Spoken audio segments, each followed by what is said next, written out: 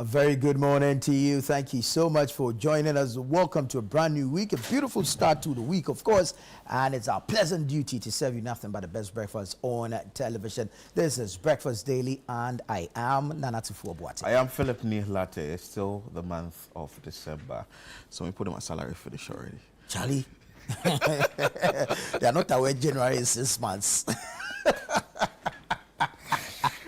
I posted it on my status. I put it on my status over the weekend. I was like, as you are going about chilling and all the events, make sure you take pictures. Because in the month of January, if you say someone has stolen your money, no, the pictures will prove that, and you not chop up. Yeah, the name of the game is evidence. So that's it. Today is 29th. The 29th day of December in the year of our Lord 2025. So how many days more do we have to end the year? Two more days. Then we now enter into January 2026. Charlie, how much do you have in your account now to sustain it for January? If there's anything beyond zero.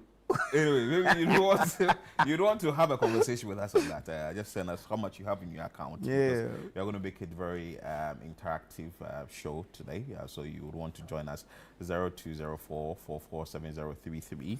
And of course, like Nana Tufo Boateng indicated, we have a lot for you on the show, so you wouldn't want to go anywhere. Stay with us here from now to 11 a.m. when we'll say bye-bye to you. But for now, though, we want to remind you of the community legend. I'm sure you, as you are moving about your day-to-day your activities in your community, or you've gone to the village, very important, to visit mommy, daddy, and also to visit the family, the grandma, and all that you are enjoying there. Make sure that you scout for that community legend, that individual who is making some changes in the community. And of course, we are going to highlight that individual here, and the recognition will be given as needed. So is there a community legend? Do you know someone transforming lives in your community? Nominate a teacher, nurse, farmer, youth leader, volunteer, or everyday change maker. Send nomination via the WhatsApp line that has been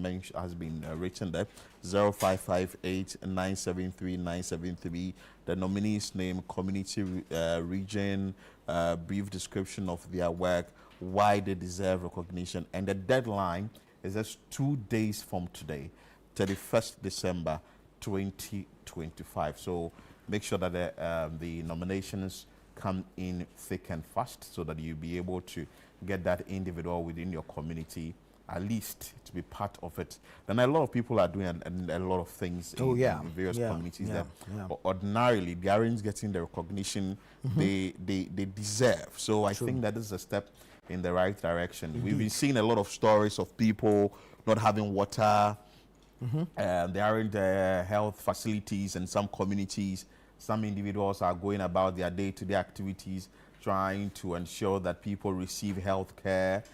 People are drilling boreholes. Others are also putting up classroom blocks, and a lot of them, so that people within the deprived communities can actually have some sort of survival within their communities. So I think there's a step in the right direction if individuals are recognized. Besides, it could be, I mean, anyone I thought that is doing something little to make a change in the society or in the community that they live in. It could be a nurse who does after hours. You understand? They've closed from their official duty, but they go and tend to other patients within the communities. It could be a caregiver, someone attending to an elderly person in the area. It could be a farmer who shares his or her harvest with the community. I mean, it could be your community tailor or your community seamstress who mends the uniforms of these children, underprivileged children in the community. I mean, anyone that is doing something worth mentioning, just go ahead and nominate this person, and let's go through the entries together. And then, of course, we'll do our best to acknowledge and to appreciate these people. Listen, it takes a very big heart to go out of your way to want to help someone else. We all have needs. We all have problems. We all have challenges. But there are people who go beyond their own present challenges or circumstances to extend a helping hand to others. And so I think for the Community Legend Initiative, it is just wonderful. and well, better late than never. And then we ask that you send in your entries, send in your nominations, so that together we can appreciate some of these people. And what it is that you see, the testimony that you keep to yourself does not beget blessings unto others. So share. All right. And when we appreciate some of these people, it inspires others, it motivates others to also go out there and extend a helping hand to other people who truly need some of this help. So send in your nominations via the WhatsApp number 0558-973-973, 0558-973-973. And remember that the deadline for submissions is the 31st of December 2025. So you have 2 more days to wrap it all up. You can send in your submissions through your district assembly, traditional councils, church, mosque, and community-based organizations. So it's interesting that you'd have to do this, and as we indicated when we started the show, that it's still in the month of December. Today is 29th, and I'm sure some people Charlie then finished their money for the accounts already. Let's hear from you with the numbers on your screen so that we'll be able to interact. Meanwhile, during the Christmas period, I went on the streets of Accra. Yeah, you didn't invite me. To speak to a few. Oh, Charlie, no, you went on your own. You went to engage the people. You didn't invite me. I went to speak to them. Well, that's not fair. No. I went to speak to them. No, but if you are going to hit the streets, we all know what happens. You engage them, you speak to them, but owner. I just spoke to them. Extracurricular activities on the side. So I spoke to these individuals, asking them if they've received gifts yet, and if yes, what gift would they want to receive, which events they've been to, and all that. Yeah. And people really spoke, Nana. People are really boiling. They had a lot to share. Chilling, a lot to share. It's very necessary. Let's bring you what I found out on the grounds. It's still Breakfast Daily on Channel 1 TV, and it's Christmas time. We are bringing you exciting views from the public on how they are celebrating Christmas, as well as expectations for the Christmas. And we will also ask them what they want for Christmas, say gift, among other things. Let's get to town and speak to people now. How is the Christmas going for you? Well, I think Christmas is okay. I think this year it's been more festive than last year. Because last year you didn't see really people posting much about Christmas. You know, it was a bit cognito. But I think now the festive season is coming back. So yeah, I'm getting to see the Christmas spirit in a lot of people. Have you gone to any of the events yet? No, please not yet. No. Why? You mean like the dirty December? Maybe the events around for the Christmas season. No. I'm not that kind of guy. I'm an indoors kind of person. Yeah. But should someone gift you today, someone say that, okay, I want to gift you because it's Christmas, what will you expect? Okay, right now, at this point, I think I need new AirPods. So, yeah. Oh, wow. I need new AirPods. So, I'll expect new AirPods. Maybe some new shoes. Your friends are watching. Yeah. They'll definitely bring it to you. Your name? Dela. Dela. Yes, Dela what? please. Dela Quick. Okay. Thank you so much, Dela. You're welcome. We are celebrating Christmas, of course. People are also selling. Typical example is this ex-seller. She's going about her day-to-day activities. But let me ask you a few questions. What she makes of the entire season, what she's been doing here for some time, and also what she really expects from maybe a friend or a family member should it come to the fact that someone has to give her some gift when it comes to the Christmas period. How is it going? It's going so fantastic. Hey, you're making sales. Yes, of course. But how is the Christmas for you? How is it going for you for the Christmas? Oh, let me say, since it's a festive season, everyone has to celebrate his or her.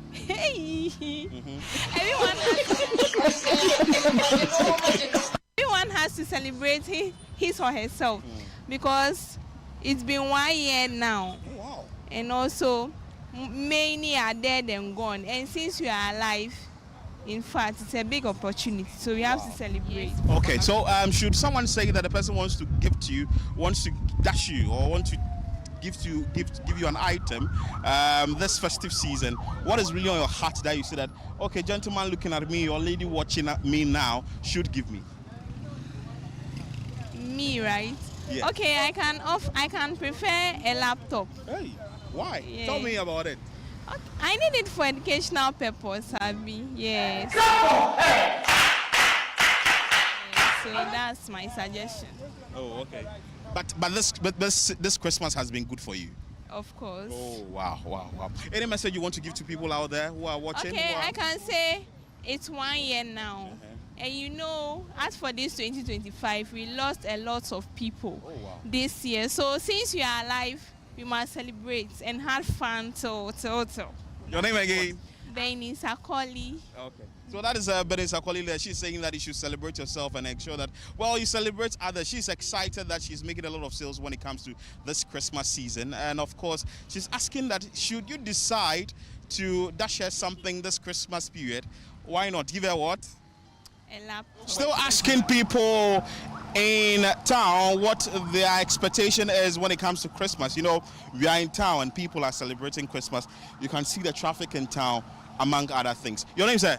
Yeah, my name is Yazid. Yazzie? Yeah. How's the Christmas going? Oh, Charlie, we did town. You, Everything is going on well. you say you date town. What are you doing in town? A lot, you know, we're doing partying and all that other stuffs, you know, so we did town, yeah. When I say we did town, it means a lot, you know. So you've been to some events? Yeah, I've been to some, but I've been to Black Hole, yeah, and I've been to, yeah, a lot of distant clubs and all that, yeah.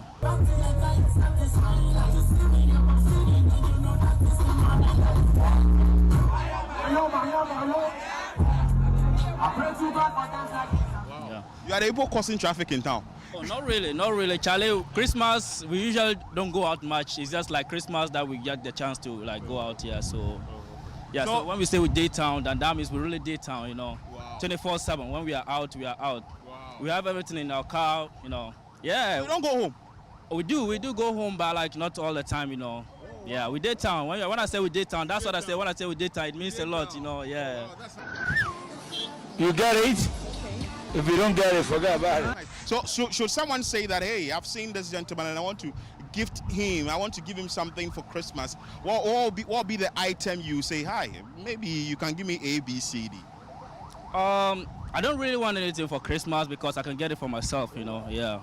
Yeah. Shut up, you. Shut up. Yeah. Yeah, I can get it for myself, you know. That's nice. Yeah. Okay, so to people out there, any Christmas wishes you want to give to the general public? Oh, happy Christmas to everyone, you know. And you know, we shouldn't just stay in the house. We should come out and you know. And enjoy yourself. Yeah, let the country jump, you know. Yeah. But this year maybe it's not ended yet, and I'm sure that have your expectations been met if it comes to entertainment and all that in town? Not completely because yeah, we still have Beam concert tonight. Yeah. Yeah, and thanks on bikinis to our Where dad. have you been when it comes to the Christmas season and all that? I've been to a lot of places, Like, a lot of places that haven't been here because I just came here from.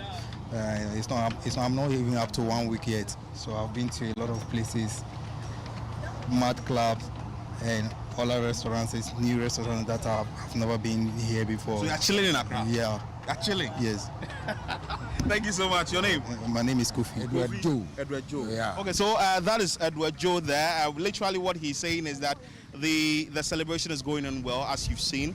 People are making merry, but he's sounding a word of caution that you would have to be very careful out there when it comes to the vehicle you are boarding, when it comes to your security, among other things. He's also made mention of the fact that, well, he's bought some fowl at home, and that is what he's going to celebrate the Christmas with. But should you decide to gift him this season, definitely he needs some goat or some rice as well, so that he'll be able to celebrate it. Adi, thank you so much. Enjoy your Christmas and Merry Christmas. And of course, your name? Yeah, my name is Milovan. Milovan. Yes, please. Oh, are you Milovan Rybach? Yeah, Milovan Rajiv. Actually, I was my biblical code is coming from Serbia, Montenegro.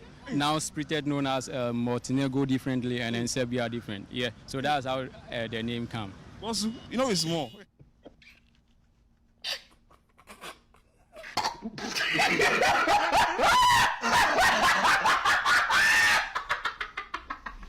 You know it's more. How is the celebration going for Christmas? Actually, I think it's very going well. Anyway, you realize every point you reach, you come across security service that is protecting life, and then looking at how people are, moving around the town with traffic situations and things. I think people are celebrating the Xmas very well. Yeah. But are you celebrating yourself? Of course. What are you doing to say that you are For celebrating me, Christmas? I am a Christian. And looking at the challenges that I've passed through before seeing this day, I think even having nothing to celebrate self, I would say that it's good. And beside that, I also endorse or acknowledge the current president, His Excellency John Dramani Kwame Mahama. He's doing very well. Why Kwame? Yeah. Is it Kwame? Yeah, he's called Kwame because he's a Saturday born like me. Oh, that's nice. Yeah. So because of that, I think because of the change of the government, make the system become stabilized for us to enjoy this particular Xmas. So because of that, the system is doing well. And looking at the economic system, the prices of items have come down. Oh, really? Yeah, because before it's not like I'm trying to be a politician or a political. I'm talking political way. But before, when you look at the price of rice, it's somewhere 150 and those stuff. But now I can buy rice like 50 cedis or 60 cedis. And because of that, I think the economy is well. And it is reversible. The economy As well. So with God, all things are possible, and we are hoping that the coming year will be a prosperous year for all of us. Beautiful. But Milovan, with what you are saying and all that, should someone say that, oh, I want to gift Milovan, I want to dash him something during this Christmas, what do you think that a person should give you? Hey, y'all, come look at this. Actually, what I want in my life is you can give me car. don't angry me. Oh, wow. Or you can give me cash. Yeah, I need money. Because we are spending money during this Xmas. So if before I realize somebody will call me that, oh, Milovan Charlie, why we need 50,000 or 5,000 or 2,000, any amount. Any amount that come my way, I will accept it. Yeah, to celebrate the Christmas with the Thank family. you so much for your Thank you, time, Mr. and that is Milovan for you. He has indicated, and he said it clearly, that if this period you think you want to dash him something, give him a car, or you could give him some cash. Anyway, we are still picking views of people on the streets of Accra, asking them what the expectation is, how it's going for them when it comes to the celebration of the Christmas, among other things. You want to say something? And senior, beside that, I would like to wish each and every one of fellow Ghanaians Merry Christmas and a happy, prosperous New Year ahead of us. And all of us should be very vigilant while we are celebrating this Xmas, because there are a lot of people moving around that they are not going out because purposely for the Christmas, but to scam people or rob people or attack people. So all of us should be vigilant, and anything will report to the Ghana police or the agents that they will deal with them. And beside that, I am the only Milovan in Ghana. Anybody that claims he's Milovan is fake. Thank you. Season is going, what the expectations are, where they've been, places in town, among other things. Say your name. My name is Matthew. Matthew what? Idi. I've seen that you are out with the entire family. Yes. How is it going? Oh, things going better. So which places have you been to? We are going to Akamo East side. Yes, to buy things. Oh, wow. Yes. Wow. This is my family. Oh, okay. Yes. Oh, wow. Yes. Wow. Yes. But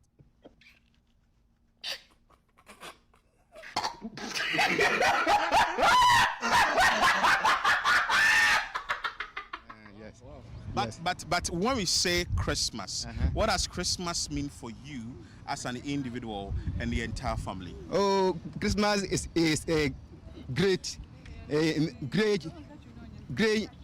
enjoy for every Christian. Yes, so we have to celebrate the Christmas. Yes. Nice. Let me speak to her. She's hiding. Your name? Matilda. Matilda what? Idi. Idi. How is it going for you for Christmas? It's going well. Yeah. Wow. Everything is going Now, well. Daddy is here. Yeah. If Daddy should give you a gift for Christmas, well, what do you think that the gift should be about? You see, I'm a student. Yes, and I need a lot of things. So he should buy things related to my school things, my school stuffs. Yes. So after I'm done with school, he can buy me. I mean, because my parents will actually not buy food for me right now. Wow. Chai, there is God. Oh. There is God. Oh. Wow. But it's Christmas. You may not know. They may want to surprise you and give you something. Yeah, they can surprise me with their phone. It's fine too. Yes. But how do you feel like moving out with the entire family, with mommy, with daddy, to the mall to enjoy yourself? It's Christmas period and all that. How do you feel? I feel good because I mean you can get to bond with your family, share secret, like it's a bonding time. Yes. Any message you want to give to people who are watching, who are sort of celebrating Christmas? Any Christmas message? Okay, so I want to wish them a merry, merry, merry Christmas and a happy and healthy New Year. Oh wow, Yes. beautiful. Any friends you want to give shout out to? Oh, shout out to Sally, yeah, my friend, and Mary. I have a lot of friends. Oh, I can't wow. even mention their names. wow. Yes, yes, Wow. yes. Okay, thank you so much. And you, anything you want to say? What do you want daddy to get for you? It's Christmas time. iPhone.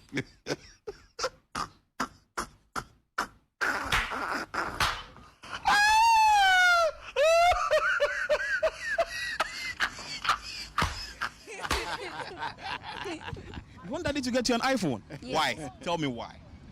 Yeah, because in the house it's not really boring, but boring. Will you keep quiet? And sometimes to like, I want the iPhone to like entertain myself, and when there's an emergency, I can get phone and call. Wow, wow. So now it's Christmas time. You are out with mommy, daddy, and your siblings. How do you feel? I feel excited. It's really nice to go out with my family. Wow, Christmas time. Anyway, your name? Hannah Idi. Anna Idi. Thank you so much, daddy and mommy, and thank you for the family. What do you want to see in Ghana when it comes to this Christmas celebration? To enjoy with friends. To enjoy with friends? Yes. From which country? Japan. Japan. Yes. So which places have you been so far? I arrived here last night, so this is my first day almost. But I went to nightclub. That was really fun. Well, we went to a nightclub yesterday. Yes. Oh wow. Until 4 a.m., 5 a.m.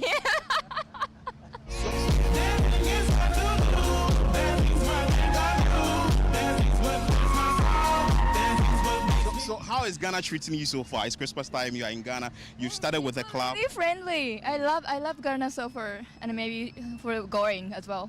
Oh, Yes, wow. I love it. Wow. Now that you've come to Ghana, when you are leaving for Christmas gift, what would you want your friend to give you? It's a tricky question.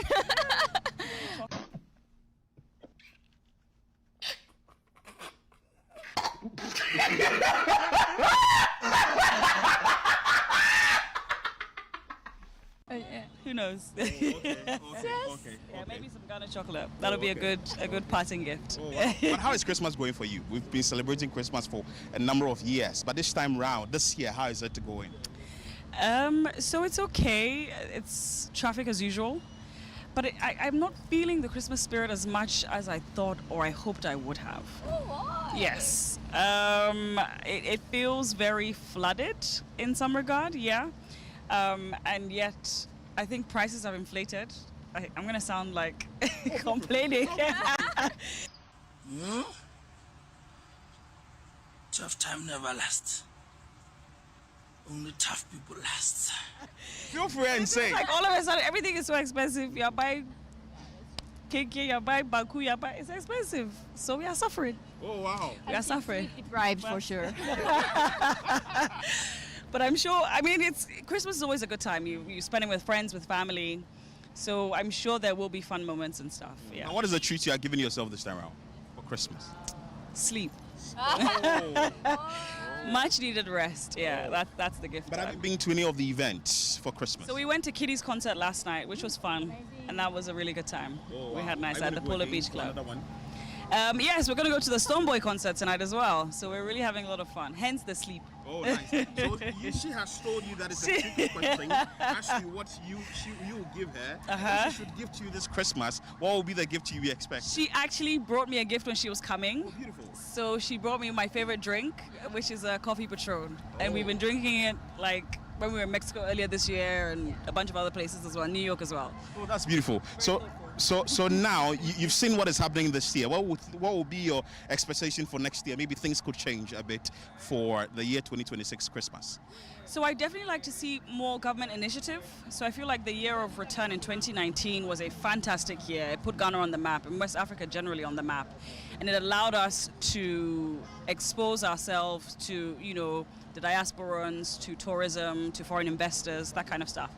But now it very much feels like Ghana is open market, so everybody just floods down. But if maybe there are structured events, so tourism, business opportunities, connecting people in different industries, yeah. Your name? Kukwa. Kukwa what? Adai. Okay, and you? Yumiko Sakai. Okay, and of course, you've had there interesting comments from the public, things that they want for Christmas, and how the Christmas celebration is ongoing. Key amongst the many things they indicated is that you have to be safe out there as you celebrate Christmas. Let's bring you more on Breakfast Daily on Channel One TV. Stay with us.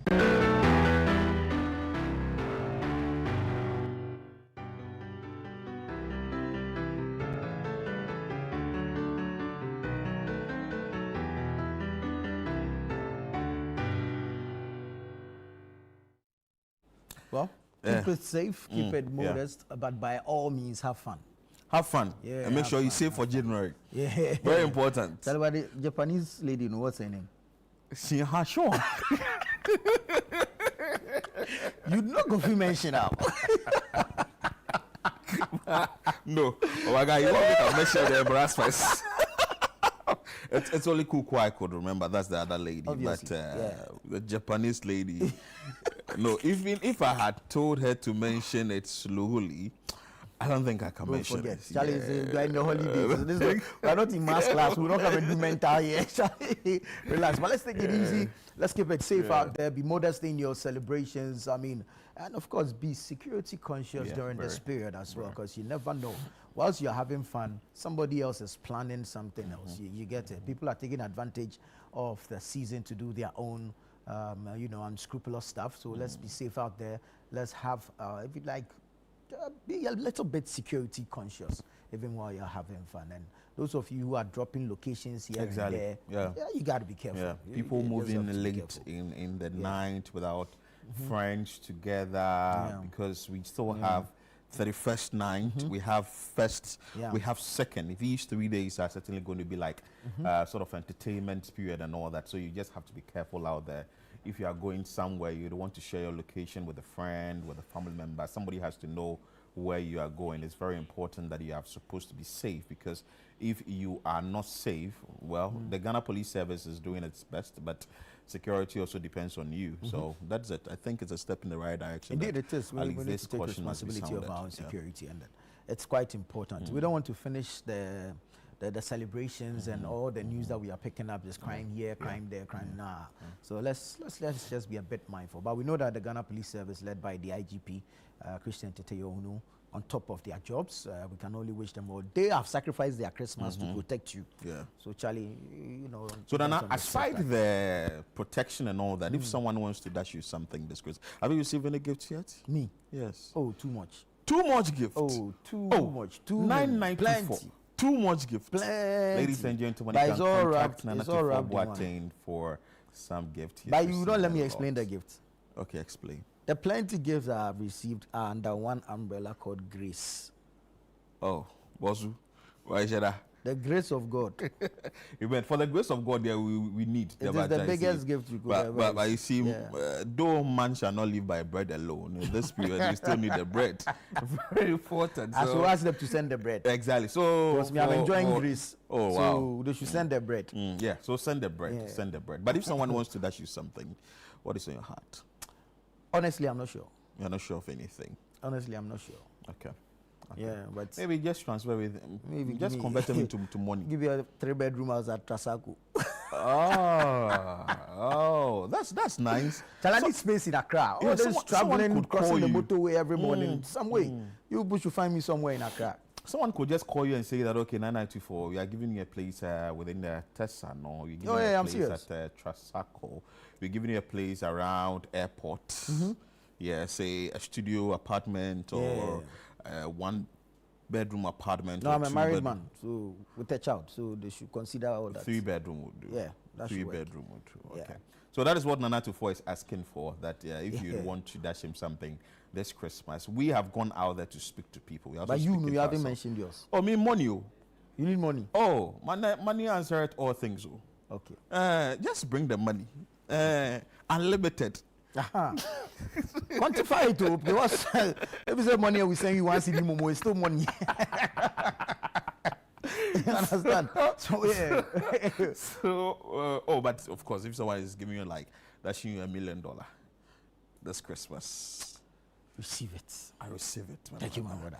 Shenkom. Yeah, man. Sometimes you say, slap your for slap your hands for Jesus. Anyway, so that's an exciting one we brought to you. I went on the grounds and it's just been interesting.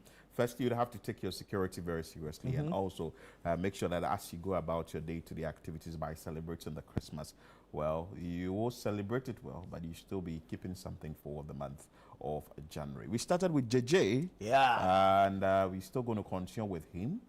He's going to serenade us, after which we'll have some conversation with him here. Enjoy.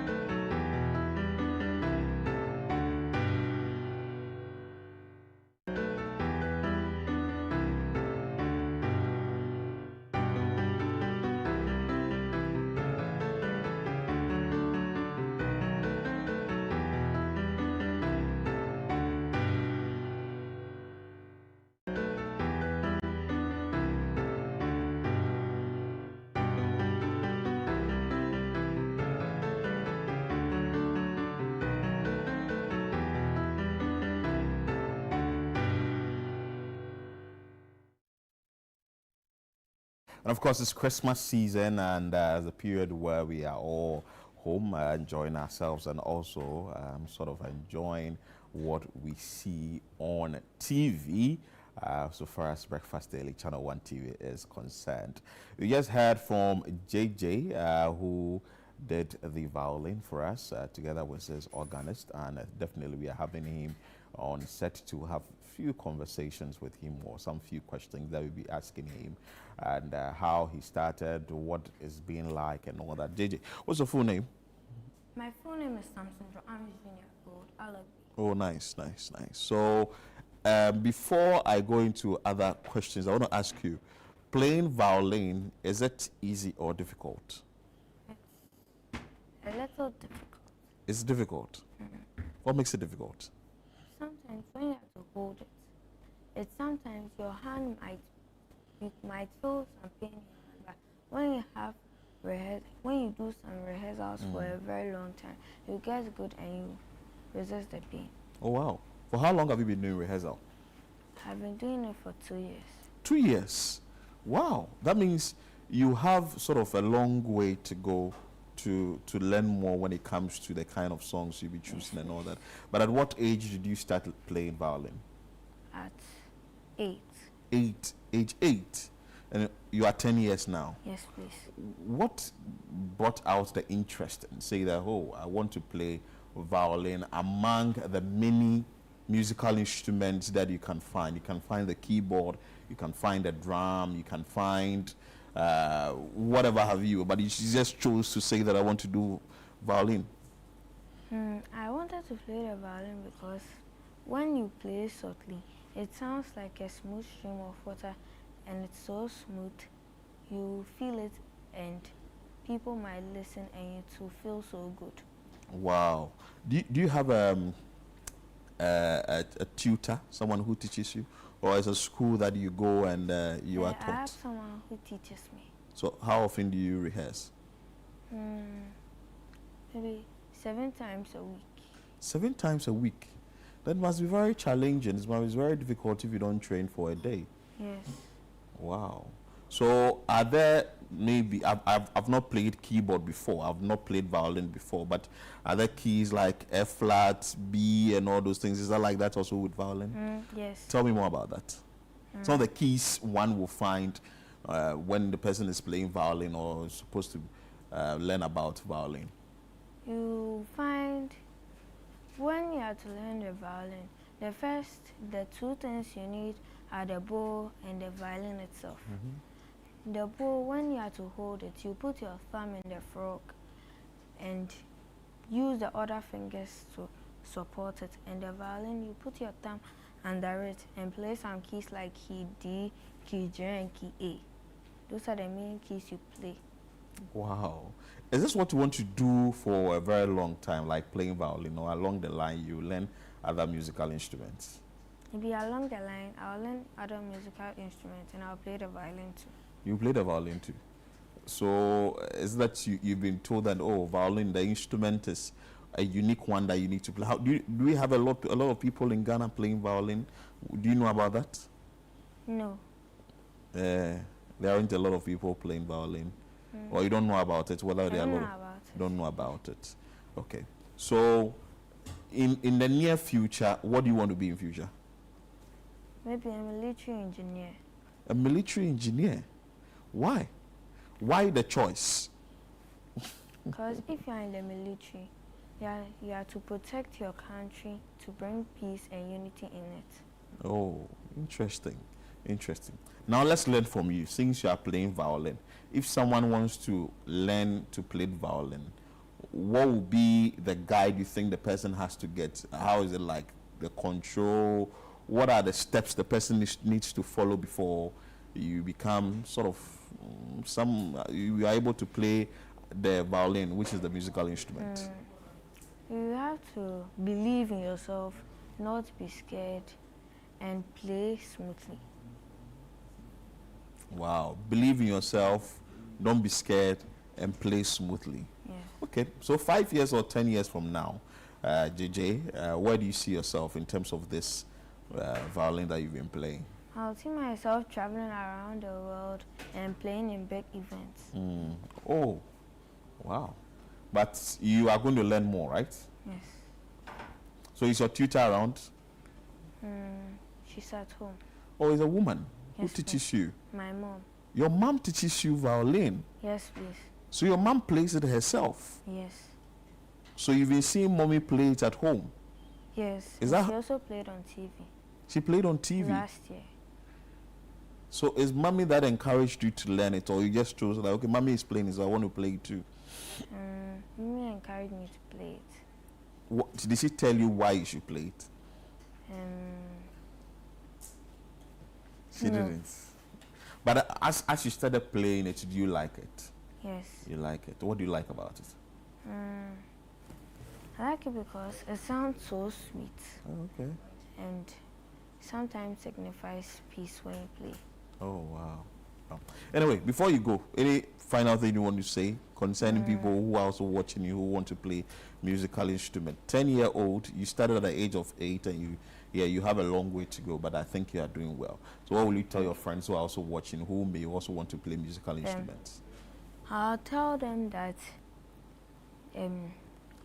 when they are learning, they should not feel scared, but they should just play with the flow and make sure that they are not scared and believe in themselves. Oh, wow. JJ, thank you so much for your time.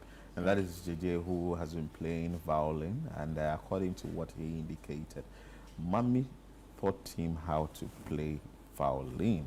That's interesting. So if mommy is teaching you how to play violin, that's interesting. You should have brought mommy here. Or mommy says she won't come. Next time, bring mommy here so that mommy will see how mommy will be playing the violin. And also, can I take this advantage to wish my friends and okay, family? feel free. He wants to wish them I want to Merry wish Christmas. my friends and family a Merry Christmas and a Happy New Year. And I want to wish my brothers and sister a happy birthday.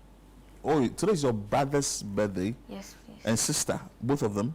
And the three of them. Their Douglas, names? Harmony, and Asay. Okay. And 1, 2 is over here. Okay, it's also his birthday. Yes. Oh, wow, that's nice. Today is his birthday, but the rest were on 22nd and 5th.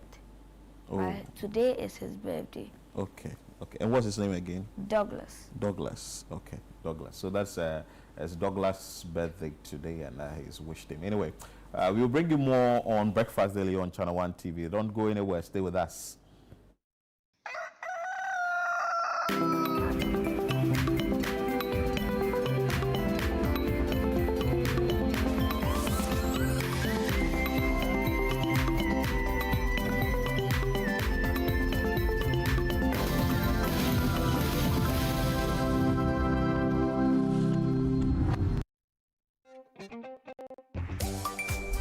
Oh, another payment through Stanbic. Smooth, as always. Imagine making or collecting all payments without leaving your chair. Sounds like magic, right? Nah, it's Stanbic Pay. Darling, can you please help with the bills, especially at your school fees? From school fees to utilities, the government and statutory payments to investments, insurance payments, Hajj payments, and more. Mommy, my fees has been paid. Just log on to Stanbic Pay and you're set for life. Why you so busy? Please tell me everything has been paid. No Stanbic account, no queues, no stress, no last-minute panic. Cherish your time and live happier in safety and convenience. Visit stanbicbank.com.gh or call to get started. Merry Christmas! This Christmas, step into Franco and step out with big electronic discounts. So go for electronic appliances like mobile phones, printers, laptops, air conditioners, CCTV cameras, television sets ranging from 32 to 100 inches, chest freezer, double decker, washing machines, accessories, and enjoy a wonderful discount from Franco this Christmas. Only on 23rd, 24th, and 25th December. Upgrade your home, gift a loved one, treat yourself with a world-class electronic with Christmas discount prices. So walk into any of the Franco shops and enjoy the discount. Or visit our website at www.francotrading.com. Franco, home of quality electrical appliances. Verna is clean, fresh and safe. I'm holding my Verna bottle. No plastic seal, no worries. Open and hear the sound like click, click. That sound means it's fresh, no trick. No plastic seal, but it's still pure. Cool and clean, you can be sure. Verna leads the brighter way. What takes my doubt away? If it clicks, it's Verna. If it clicks, it's clean. Sip it, feel the difference. Verna water, pure and green. Click, open, sip. Click, open, sip. Chalet Verna. No stress, just sip.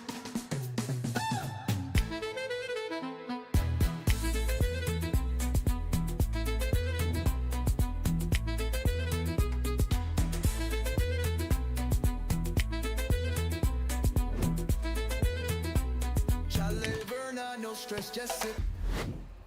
This advert is FDA approved. Enjoy your best ever Christmas at Vaniado. Priceless. Bathroom furniture, kitchens, and tiles. Price less. Get 10% off everything less. 20% off more things less. And 30% off old things price less. It's Christmas at Vaniado while stocks last. Call or WhatsApp 055-000-0031. Visit our showroom at Laboni Junction. Priceless. Vaniado.com. 10 years of unforgettable memories, breathtaking sights, unlimited excitement, new friendships. And this March, we're turning it all the way up. From the 1st to the 8th of March 2026, get ready for the road trip of a lifetime. 8 epic days, 14 regions, 1 legendary caravan. We roll from Greater Accra through the Eastern region, cruise into the Northern and Upper East regions, vibe through the Western region, and hit many more iconic destinations across Ghana. It's culture, it's adventure, it's pure discovery with the best people and the best vibes. Expect non-stop fun, endless scenic views, deep cultural immersion, new networks, and friendships and memories that will outlive the journey. Seats are limited, and this is the 10th anniversary. You cannot miss it. Watch out for details soon.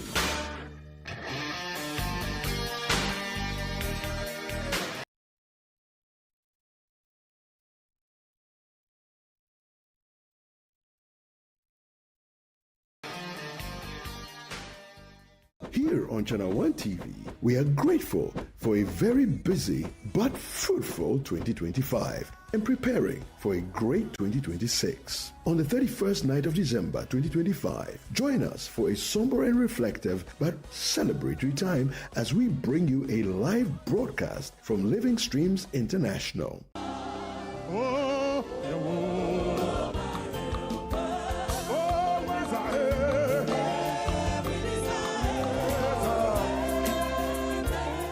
Join us on Channel One TV at 9 p.m. on the 31st of December as we cross over to 2026. But I need the rain. I can feel the fire. I can feel the heat. I can feel the breakthrough anointing. I can feel the powerful fire. But I need the rain. It will be a time of thanksgiving with an inspiring message for the year ahead. Join us on Channel One TV at 9 p.m. on the 31st of December as we cross over to 2026. This Christmas, let the road you travel lead you to a place where comfort meets magic.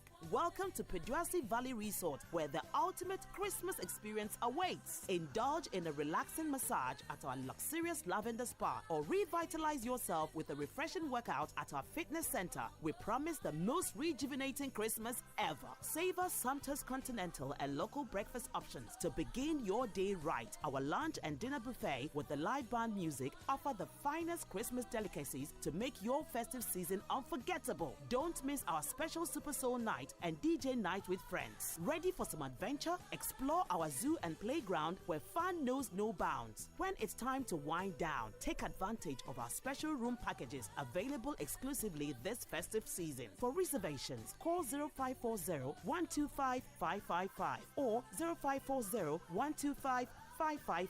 Peduasi Valley Resort. Live life.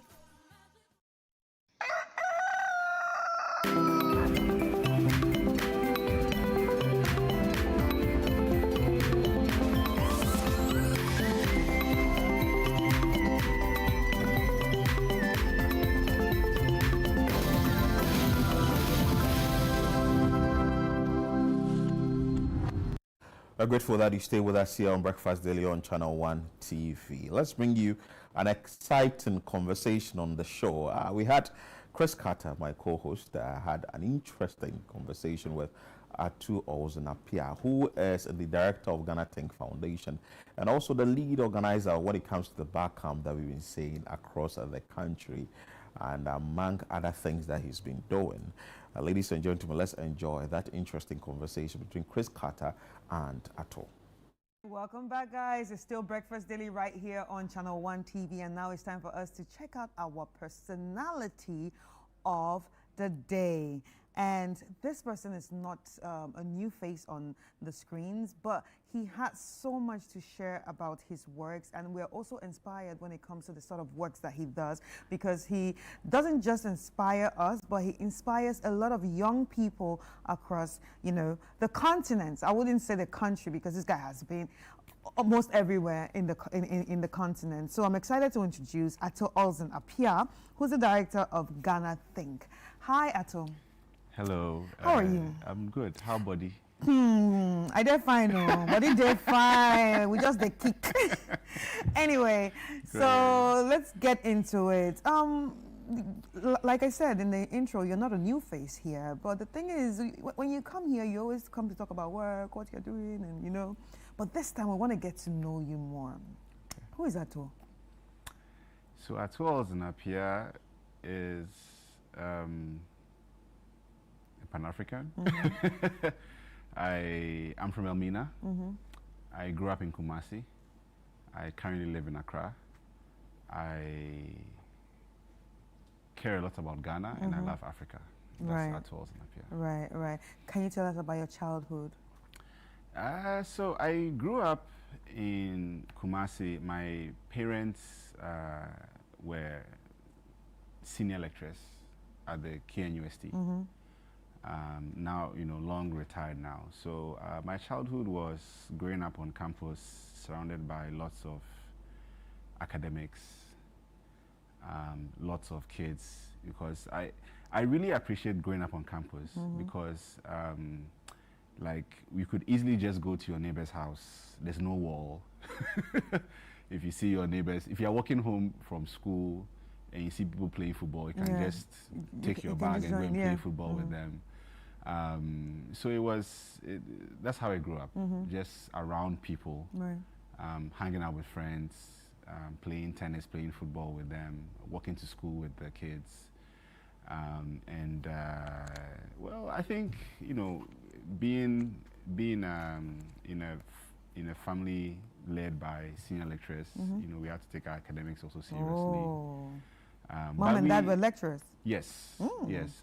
So Daddy, Francis, he lectured in soil science and agroforestry. My mom lectured in Esther. She lectured in textiles and fashion. So actually, growing up, we used to wear a lot of African print, because my mom, as a side business, was doing tie and dye and batik. So would always wear batik, would always wear tie and dye. It actually became a part of me. So even when I was in university, I was always wearing African print. I mean, now, thankfully, a lot of people wear African print all the time. But that's the real African print. Yes. Not the Dutch African print. Well, yeah. So, so growing up, it was very cultural. Like I was always, and I really appreciate my mom for that, because I think she really made me Pan-African by ensuring, just as wearing Africa, made me very Pan-African. Right, Yeah. right. But what actually led you into the whole Pan-African movement? Because obviously as a kid, it was just more of the fashion. Yeah. But now you've grown up and you still Yeah. call yourself a Pan-African person. Yeah, I think I became more Pan-African when I went to Presec. So after doing nursery, primary, and GSS in KNUST, I went to Presec in Accra. And then I decided that I wanted to go to MIT. Oh, okay.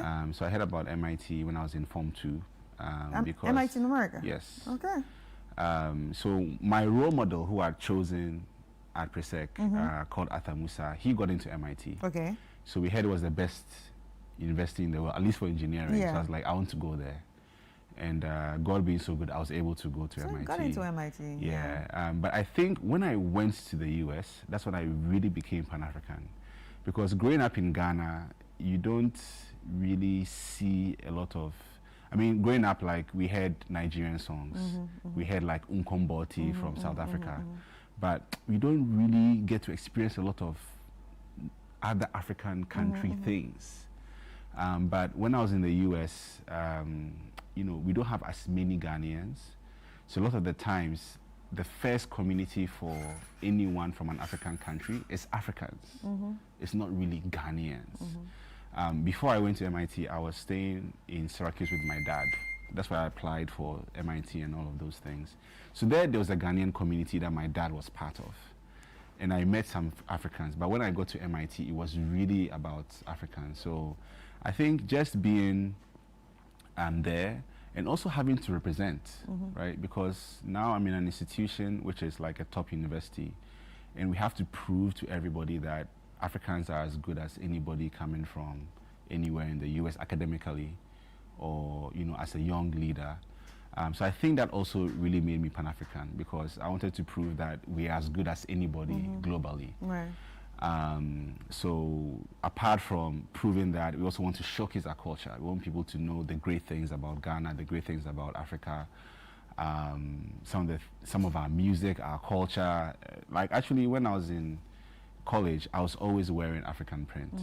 Like, a lot of my African friends would wear normal things like T-shirts, but me, I'm like, no, this is what I want to represent. I want to show my culture. So I think all of that really made me Pan-African. Right. Okay, that's very interesting. Now you went to MIT and you studied engineering. Yes. Wait, are you an engineer? So I studied civil engineering at MIT, but I haven't practiced engineering since I returned to Ghana. Yeah, so I studied civil engineering at MIT, and then, but whilst there, I realized that I had a lot of different interests. So I actually wanted to change to do management. But I remember I had a conversation with my dad and a few other people about this. And my dad especially said that I should stick with engineering, because that's better. But I think, you know, a lot of people who are older could not really appreciate management as a course. So, but I'm happy I stuck with engineering. But when I went to Stanford to do my master's, I decided that I wanted, so I did construction engineering management, because the management was just really, you know, I wanted to learn skills that would make me useful in any industry. Yeah, and even between MIT and Stanford, I started like a startup with some friends focused on African music. So that was very digital, like technology related things. And then since Stanford, I've not practiced engineering or civil engineering. I've mostly been in the tech space, because I came back to Ghana with Google. So since I came back to Ghana, I've mostly been in the tech space, entrepreneurship, innovation, that sector. Yeah. Right. So when you came back to Ghana with Google, what were your thoughts when you came back? Yeah, so first, I always knew I was going to come back. I think when I was in university, the thinking that I think a lot of maybe people like me who've gone to the US would be, oh, like after school, work in the US, make a lot of money, and then come back to the country. But at the time that I moved, there were a couple of things that happened. So first, we had started the bar camps. So when I was in the US, I was in the US for 10 years. But every single year I was in the US, I came to Ghana. So I just really loved being home. So I came to Ghana, and we had started the bar camps in 2008. Right. I came back in 2011. So And the bar camps was an idea that you got from there? yes, so we got from the US, especially because I was in Stanford is in the Silicon Valley area. Yeah. So that's where we learnt about you Bar know, camps, the idea of the bar camps, etc. So in 2009, after the first bar camp in Ghana, we had a bar camp in Washington, D.C. for young people in the US. And I remember we were looking for like people to inspire us, motivate us, like keynote speakers. And most of the people that we were thinking about or trying to find, they were not based in the US. So the thing that struck me was, the people that we are looking up to, they don't live here. So that kind of really made me think about moving back. And then, because of the work we had been doing with bar camps and what I'd been doing personally with the website, I was just very interested in digital. And I had a dream of working for Google. So eventually, I'd heard that Google was hiring people in Ghana. So I was like, oh, okay, I think I'll get, yeah. I was very sure I'll get a job with Google because of the kind of work that I was doing. And yeah, so once I started going through the process of recruitment, when they were interviewing me, I remember in December 2010, I was in Ghana. And I even had one of the interviews when I was here. And I thought to myself that even if I don't get this job, I'm going to move back. Because I just feel like I want to move back. And I was going to get paid well with Google. So I was like, okay, I don't need to wait and make plenty of money. I can just move back with Google. So that's what made me move. So I got the job and I moved. Wow. Yeah. And you haven't looked back? I have never thought of moving back to the States. Right. I always, when people ask me, I always tell them that if somebody pays me like more than $1 million a year, I'll think about it. If not, I'm not interested. Right. So now, how do you actually, you know, combine family with everything that you do? Yeah. So I moved back 2011. My now wife moved to Ghana in 2015, and we got married in 2016. Interestingly, on my birthday, which is the last day of the year, December 31st. So I think it's not been easy, especially since we had kids, because the kind of work that we do with Ghana Think, we work all over the country. And we have bar camps in 12 locations. And personally, I want to be at each one. Yeah. You know, a lot of the times I discuss with the Ghana Think members, like sometimes they're like, you know, sometimes they ask me like, which bar camps have you missed? But I just genuinely want to be there. Like, I don't need to be there, but I just want to be there. Are you a perfectionist? Well, it's not really about, I wouldn't say I'm a perfectionist. I just love what we do. And I think I love like seeing the country. Right, so the part of the reason of going to Bar Camp WA is to see how good the WA roads are. It's not just about being at the event.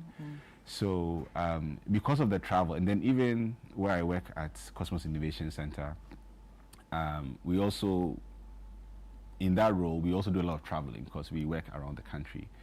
So it's been a bit tough because, you know, I normally have to be away from home. And then with the family, it's tough. So I think that's probably been the challenge. But aside that, I think combining it has been good. Yeah. I also don't like traffic. Well, a lot of us don't like traffic, but I try to do things so that I don't have to complain about it. So for instance, I normally go to work late after the traffic. And then I come back home late after the traffic. So with my wife, like she'd be like, oh, why are you coming home at this time? So there's that challenge. Yeah. But you know, we make it work. Right. Interesting. Interesting. But what do you do for fun? It seems like you're a workaholic. Well, should I call you a workaholic? 'Cause you like work. Well, I love what I do. Would you call yourself a gig? What do you mean by that?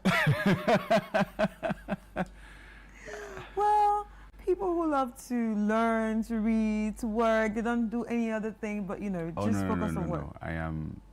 I just don't focus on work. So let me give an example around bar camps. So actually, when I moved back in 2011, I like to party a lot. Okay. I like to party a lot. That doesn't sound like the man I'm seeing here. Well, so now you're getting now to I know. know.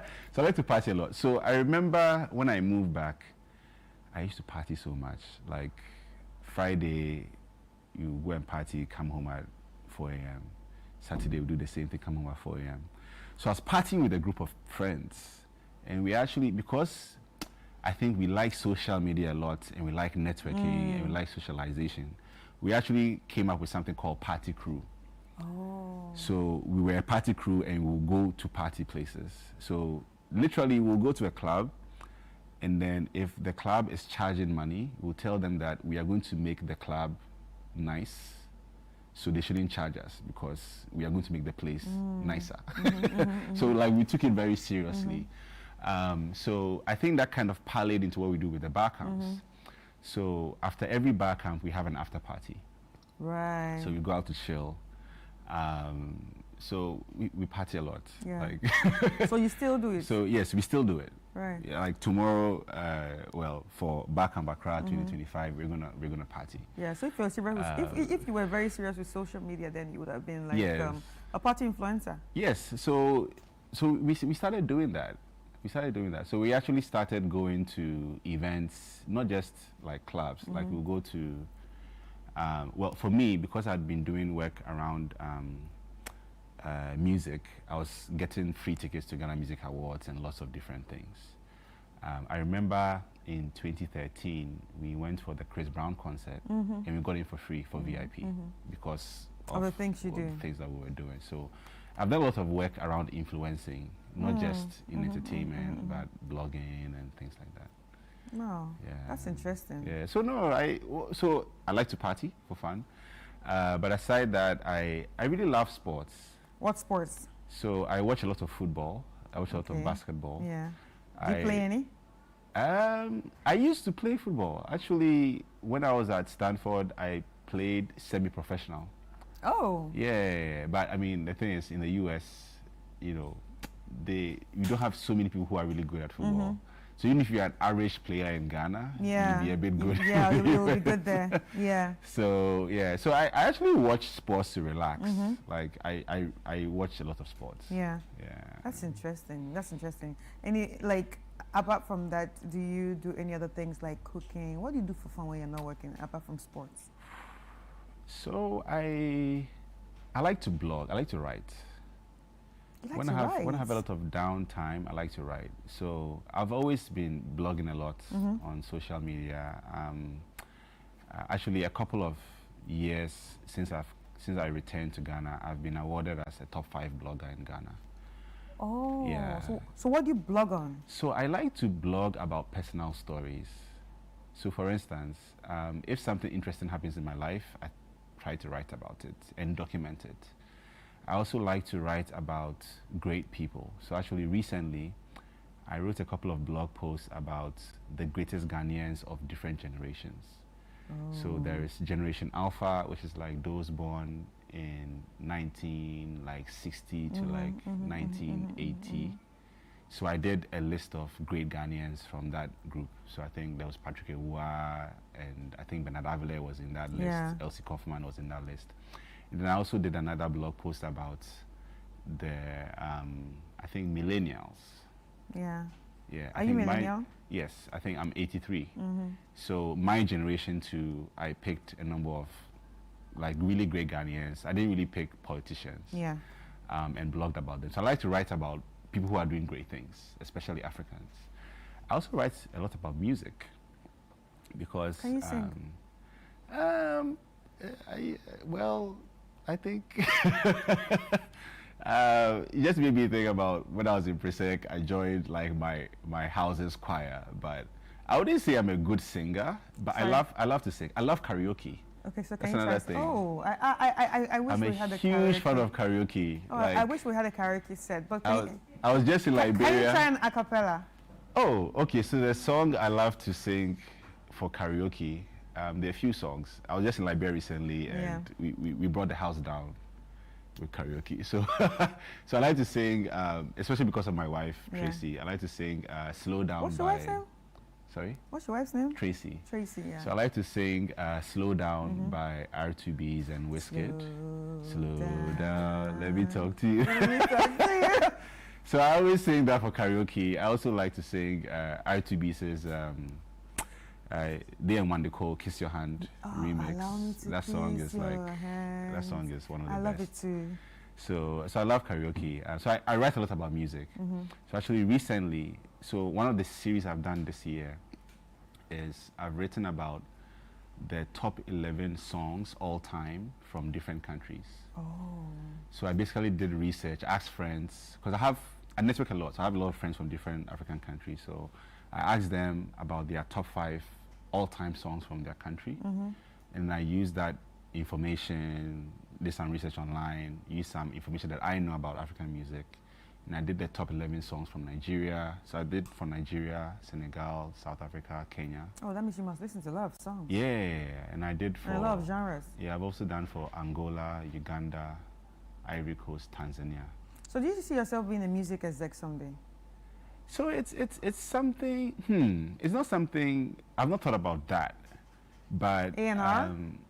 yeah, I've not thought about that. But I think so. What I want to do, and I've discussed this with my co-founders from Miseke, is we want to do like an African music podcast. Yeah, but in the past we were helping some musicians with their digital footprint as part of the website stuff because we did African Music Awards. So for the African Music Awards that we did, like the winners, we were providing services for them. So we had a very popular website. So we publicized them through the website for them, the music to become more popular. And then we're also helping them on YouTube and iTunes at the time, etc. Right. I also write about tech, especially like apps. I'm a big fan of like made in Ghana products. So I've written about great Ghanaian apps and some African apps. Right.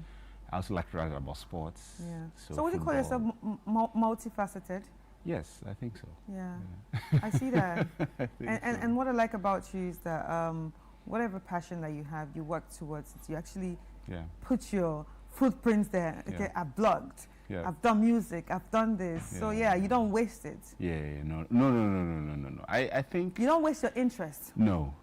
I'm very like. I think it's just maybe passion or it's vim. You know, like I want to make things happen, and I think that's the same kind of DNA that we have within Ghana. I think. Yeah. And I think documentation is very important. Yeah. So just writing it down. So for instance, I like text a lot. So you like texting than like I calling. like texting, like writing things down. Yeah.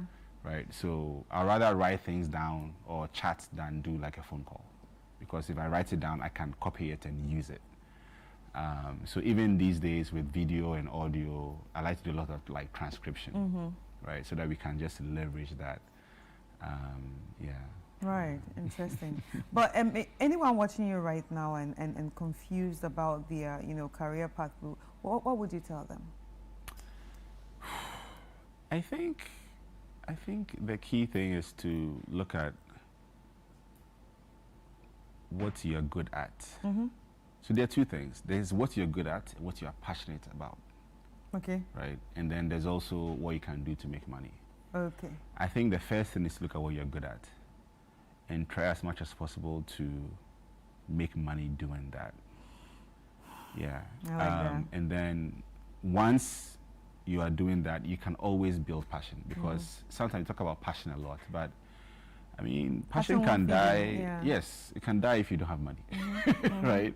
So I don't think passion is very important, but I think the key thing is to look at what you're good at.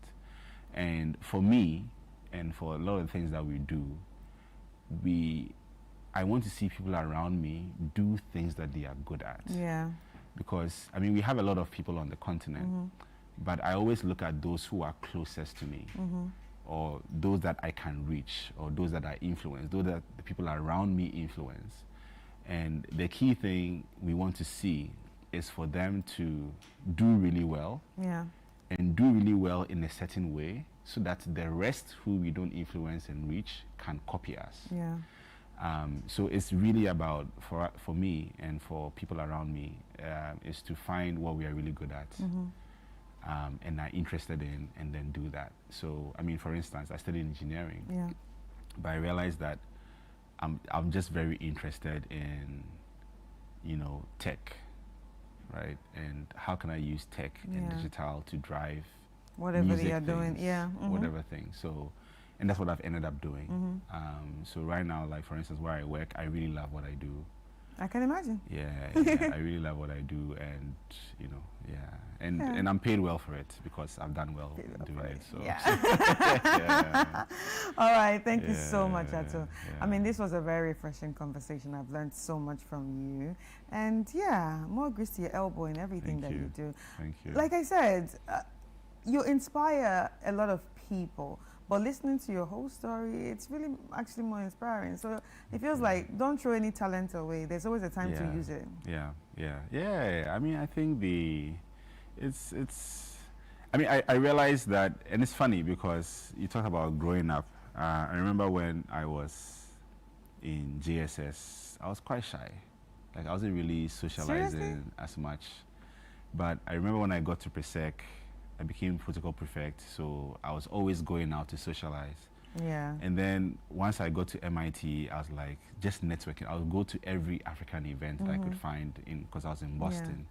And now, like the shyness is gone, even to the point that sometimes I will intentionally go somewhere and just go and talk to somebody. Like, I don't care if they brush me off. Like, shyness is out the door for me. Right. I'm like, oh, this person, you know, is interested. I'm just going to go and say hi, and I don't care if they say no. Will you say shyness actually blocks off, you know, progression sometimes? Personally, I will say so.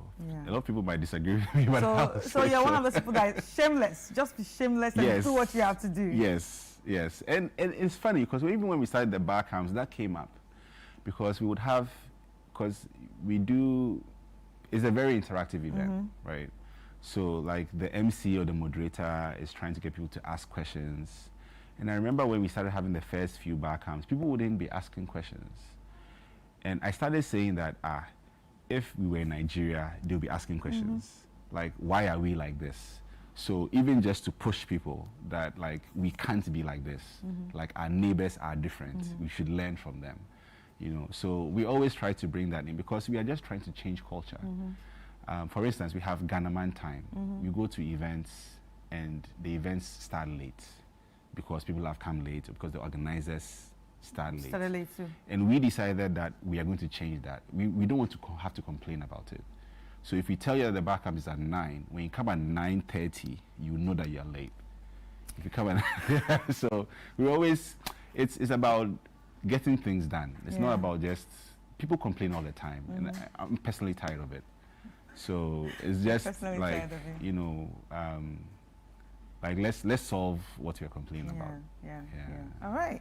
Thank you so much. Thank you so much, This Chris. conversation was a great one. Ladies and gentlemen, this is our personality of the day, Ato Ozone Appiah, who is the director of Ghana Think, and I have learned so much from him. I'm inspired, and of course, it's, you know, a new year, so one thing I'm going to take away from him: drop the shyness somewhere, be a bit shameless, and be passionate with what you're doing, and also make money. Yes. Make money. Let's take a quick break, and we'll be back with more.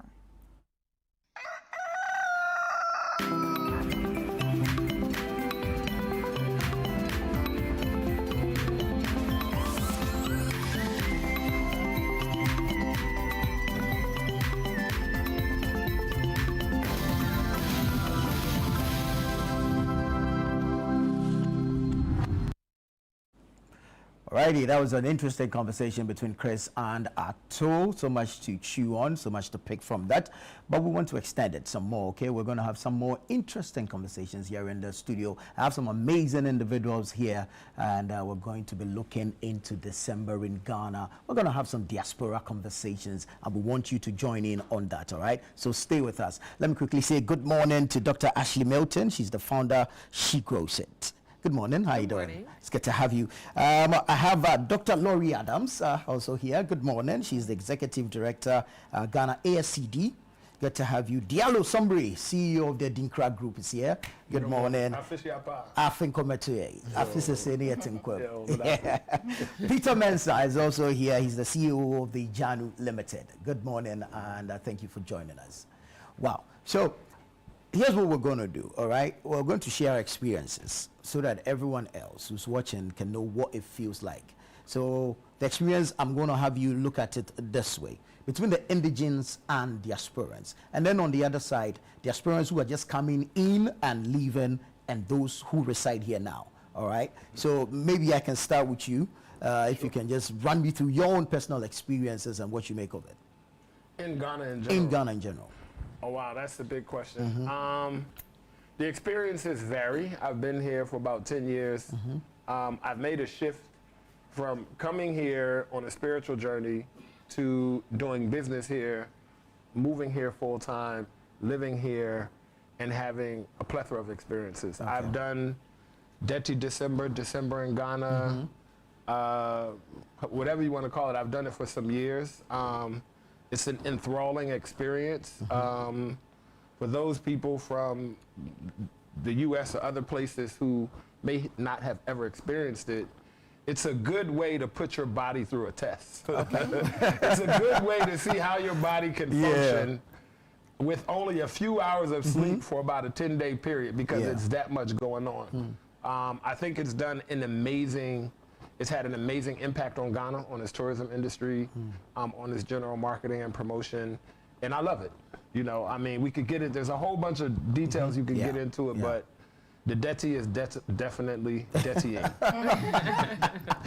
Dr. Ashley, let me pick your thoughts on look, how long you've been here. First, we'd have to establish that, how long you've been here, and then if there's been any transitions within that particular period. Definitely. So I've been here almost 10 years, similar to Diallo, and I guess the transitions that I've seen is that there's been obviously an influx of tourists that have come, and we kind of saw a decrease after COVID, and then it picked right back up. But I guess some of the things that I've seen is that there's a lot more development, a lot more restaurants, a lot more apartments, but there's also a bit more of the sprawl between those that are coming in, diaspora visitors versus locals, who are finding it really hard. What I hear mostly is like, there's no money in the system. There's no money in the system. So I think that the juxtaposition between the Deti December or the December in Ghana versus how we are being for the local economy is some things that have transitioned in a way that may not be so great. Right. Yeah. Well, Dr. Laurie, you talk to me about what you make of the economy as you have witnessed it and experienced it in December in Ghana. I mean, since living here, I now feel it as a resident, right? So one clear way every day is just the cost of Uber goes up quite a bit, or Bolt, any of those during December. Also, just restaurants, all the prices to go anywhere is incredibly expensive and cost prohibitive for most, I would say, locals and a lot of us, you know, in the diaspora who live here. But yes, it just seems to be increasingly more expensive and very congested.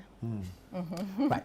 Peter, let me find out from you. Well, we say December in Ghana, or that is December, or however you want to call it, and all the advertisements we make around it, trying to pull everyone else in.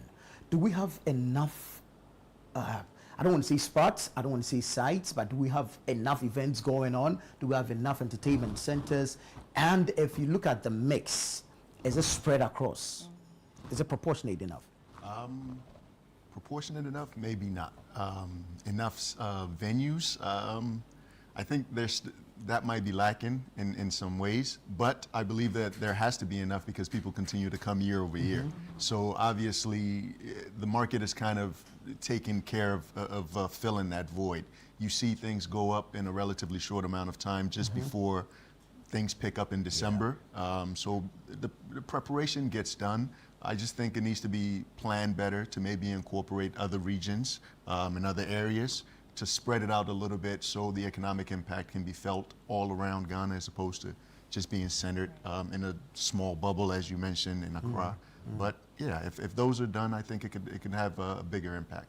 You think if we spread it across the country, we'll still make the same impact or even bigger impacts? I think it could have a bigger impact economically. And I think some of the adverse economic impacts that we're feeling in Accra, the congestion and the likes, would be dissipated a bit. You get to spread it. Diallo, you sharing the same? I do. I think that if it's well planned, then it'll actually be bigger than everybody think it is. For example, even so I run a travel and tourism company here, the Adinkra Group. We had the benefit of being co-architects of Ghana's Year of Return, so we've been around for a while. We bring large numbers of people throughout the year. So I think specifically for December, if it's well planned, for example, in January, anybody listening, government, or you guys doing events, I'm giving you this advice for free, okay? I'm not charging you right now. It's free consultation. It's a free consultation. In the first quarter of the year, you have your major events that are happening every year. Why isn't government sitting down with all of those people? Why aren't you looking at the roadways, the pathways, and the traffics to get to those events and what that looks like? Ghana Tourism Authority started this year and they did like some free buses. It's the beginning to get to certain events, right? So you know what's going to happen. But of course there's competition, so people don't want to put out their events. You don't have to say who's performing, etc. There are things that you can do by the quarter of each year to literally prepare for a better December. There are certain things that the government can do around restrictions. They have the ability to restrict companies from some of the price raises, right? With Uber, with hotels, with this, like, so there are things that you can do, and it could be a concerted effort amongst nonprofit, amongst government, and amongst the independent parties to actually do exactly what Peter said, which is to spread it out and to make sure that there are enough events that both local indigents can afford to, go to, get access to, other people coming in, diasporas living in Ghana. It's not impossible. It's not the first, and it's not the largest. It's not like there aren't festivals around the world that take 500,000 people, 1 million people. We have examples. There's a way to do it. We just have to decide that we want that to happen. And I think once, free advice, once this happens, Ghana will stop becoming so seasonal. So now you don't have to worry about everybody trying to make all of the money they can in December for the first 2 quarters of the next year. That's why the prices are so high, because it's like, I need to make as much money as I can for the next 6 months. So there's a way to do it. It's just how serious are we about doing it? Right. Dr. Ashley, I was just going to ask you about that. The 2 ways of spreading, if you like, these festivities, one geographically and then seasonally. So I was going to ask, why just December, and why can't we have a calendar for a full year? Well, I think we can have a calendar for a full year. I think that before 2019, December has always been, for me, who spent my career living and working on the continent of Africa, I think December has always been a time where diaspora who are abroad come home, because that's when you get your paid time off. So that's when they come back and they spend and they hang out with family. Year of Return has kind of expanded that. So I think that what we need to do is start to do more events around different seasons. And then also, you asked Peter about venue spaces. I do think that there needs to be an investment in additional concert and venue spaces outside of Accra.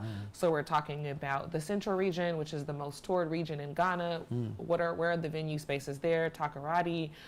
We know that we have space in Kumasi. What about the north? So I think that geographically we have so much culture, so much customs. Ghana is so beautiful, but we're only doing things in Accra.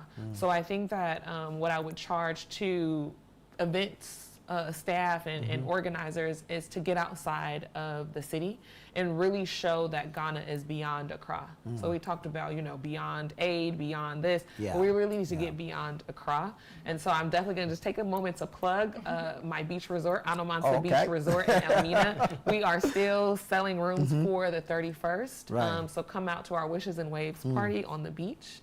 And definitely take the moment to like quiet the noise, get to the beach, get to the mountains, you know, just really push getting outside of the city. And then also we need to just start doing more events. We have our Independence Day that's coming up in March. We need to make that a big festival, right?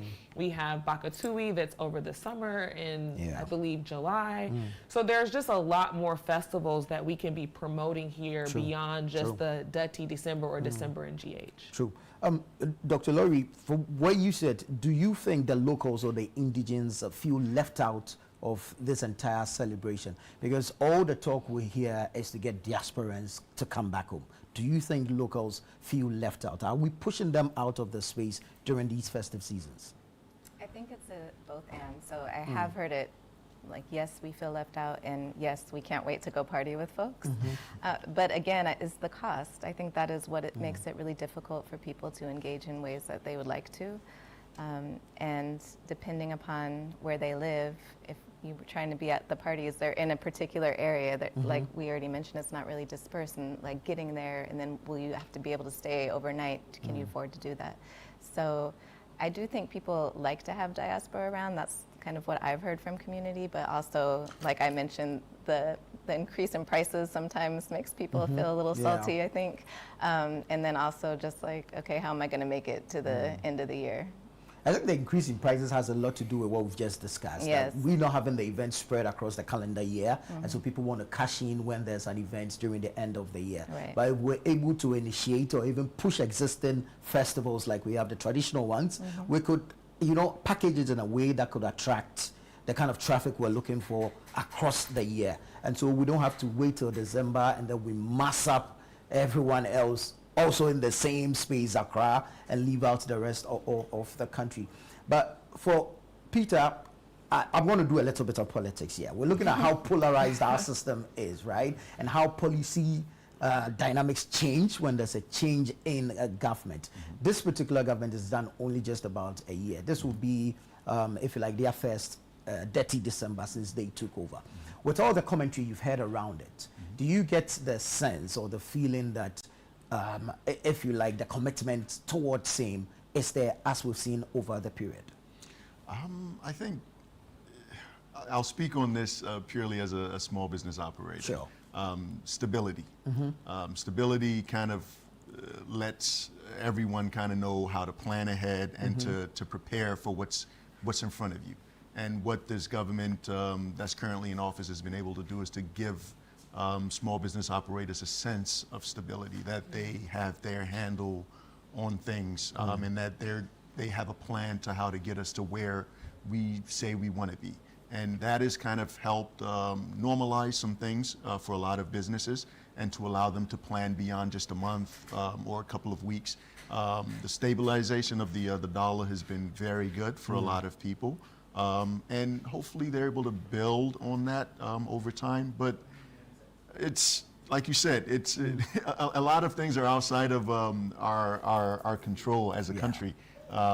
With what we're going through with the IMF currently, there's a lot of things that may happen beyond what we can control. But I think so far it looks like we're on the right course. Diallo, what do you make of that? Well, I mean, I think what Peter said is on point. I think that you kind of have to wait and see. I think that there are a number of things that show the level of respect towards tourism and what worked, right? So for the past 4 or 8 years, Ghana has done visa on arrival where they've waived the need for having the pre-approved arrival letter. Yeah. They've continued with that. Although the name is somewhat different, from Dutty December to December in Ghana. We'll get into that controversy. We'll get there. Well, I mean, I understand it, but it's still around the festive season. True. Because it's natural, it's native, and the support is there, right? So I think there are a number of items like that. I think also the push for all of the traditional areas that have their festivals throughout the year. Again, although under a different name, where before it was, Year of Return, Beyond the Return, now we have the Black Star Experience. So we see some similar things around the board, but I think that you almost have to give a new government a year, at very minimum, right? And this is not necessarily a new, but a returning government. You have to at least give them a year to see, and a year for them to get their footing and to show improve. And then I think over the next 6 months is going to be very important in terms of what those partnerships look like with small businesses. But those of us that are from the diaspora, you have a couple of different people from the diaspora. All of us here are from the diaspora. We live in Ghana, right? We would be considered historical diasporans, probably except for Peter because he has Ghanaian roots, right? But we're also very localized. Yeah. We all own businesses. Ashley mentioned her hotel. We have a hotel in Cape Coast, Oasis Beach Resort, right next to Oasis. Cass on another one, Coastside one in Chado. Lori's in education.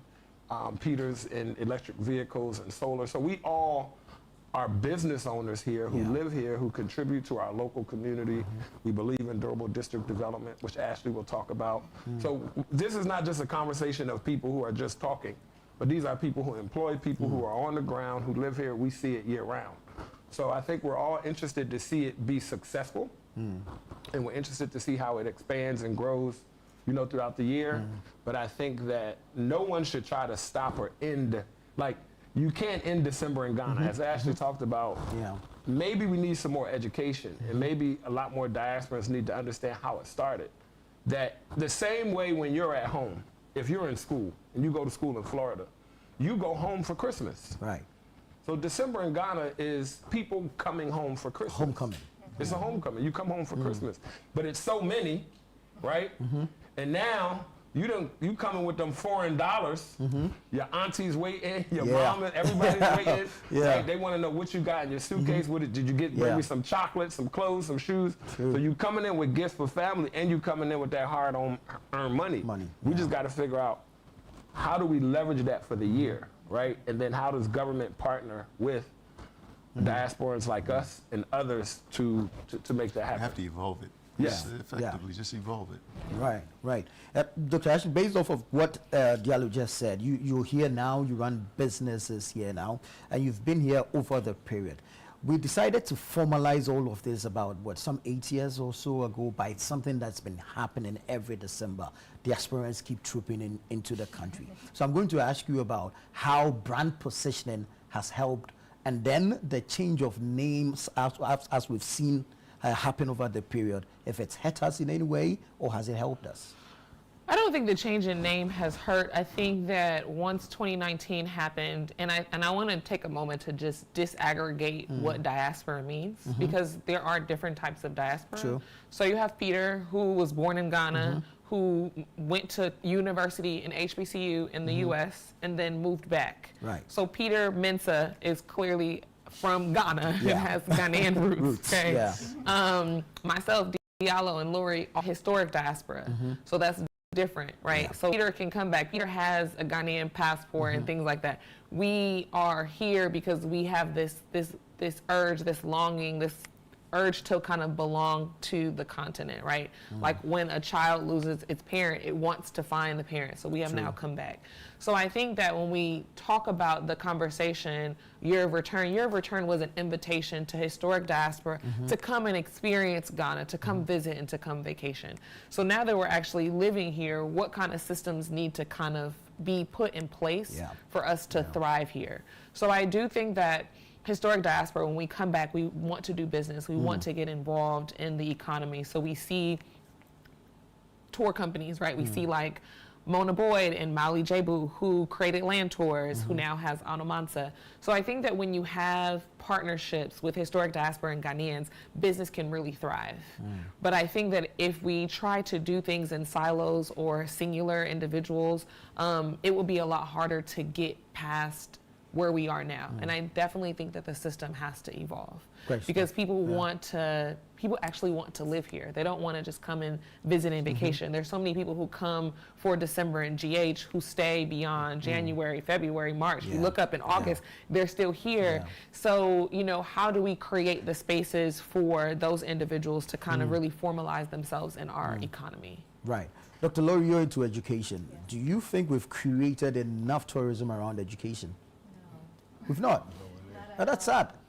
It is. I mean, I think there has been an increase in conferences, like international conferences being hosted in Ghana.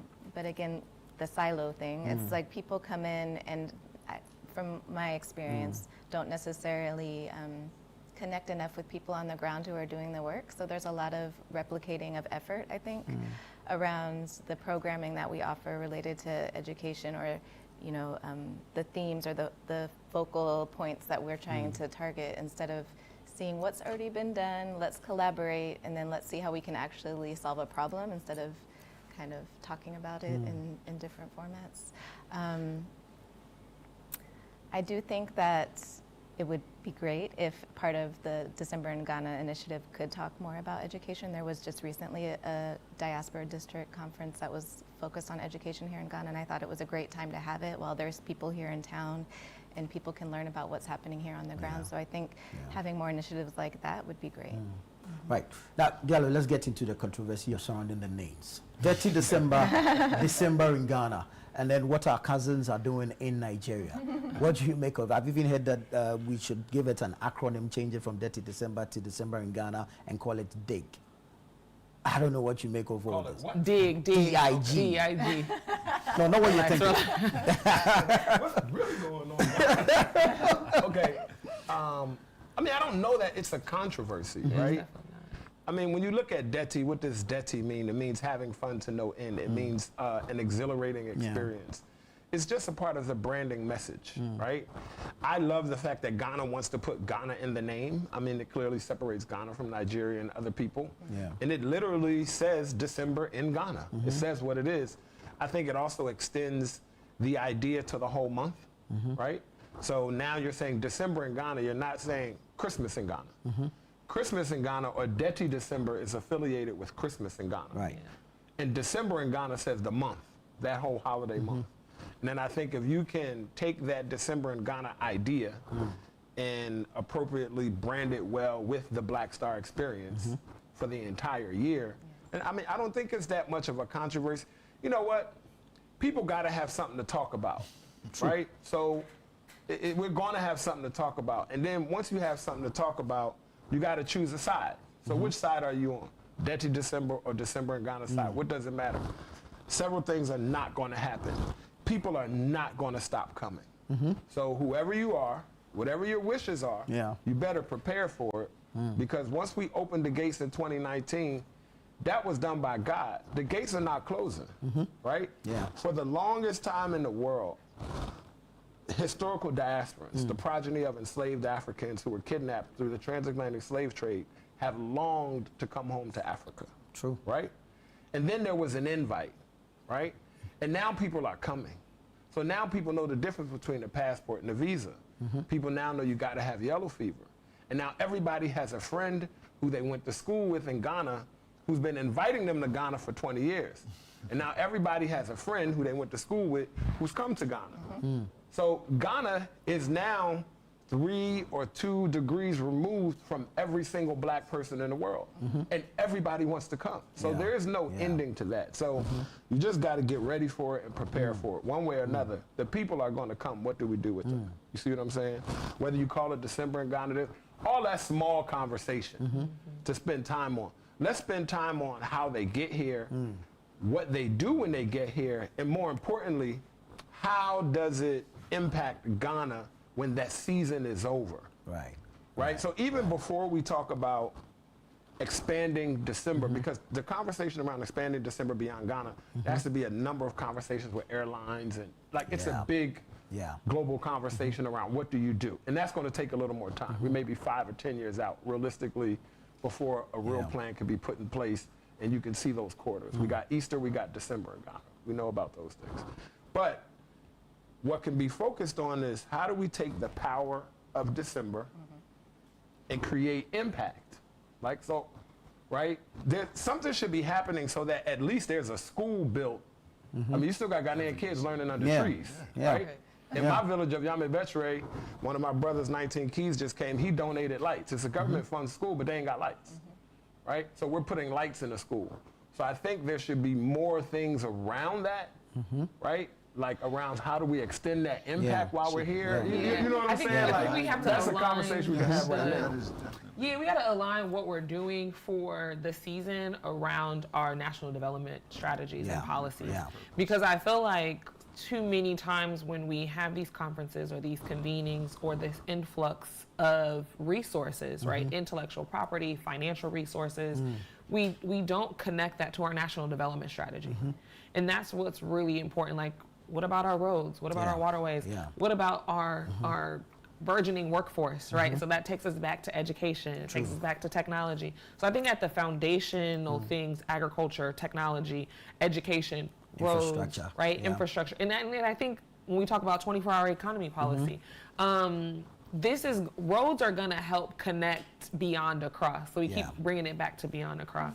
So roads, education, food safety and agriculture, again, you know, these are the things that are going to help beyond just infrastructure. You got to feed the people, right? And most of our foods are being transported on heads or on motorbikes. So these are some of the things that we need to connect. Like, we need roads. We need roads. We need consistent electricity, which has been great. But these are the things that will help grow beyond Accra, because once you get outside of the city, you lose some of these things.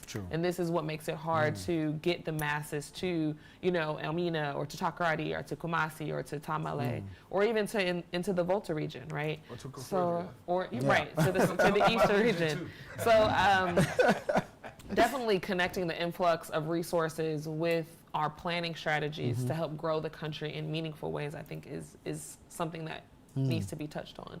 Well, Peter, what do you think? Should it be about the name, or should we be interested in the impact and what we take away from it? I think I'm more aligned with the impact side, because with the influx of people that are coming, there's also an influx of knowledge. These are not just, there's people with, you know, highly educated people, experts that are also coming back to visit. Find ways to connect them with programs and initiatives locally. This is how you can, I mean, you can have a simple survey, somebody landing in, okay, what is your expertise? What area do you work in? Would you like to connect with a local sector in something? And then having some sort of reach back when these people leave out, that is linking them with something. Hey, this is what Ghana is doing in such and such areas. Would you be interested in connecting?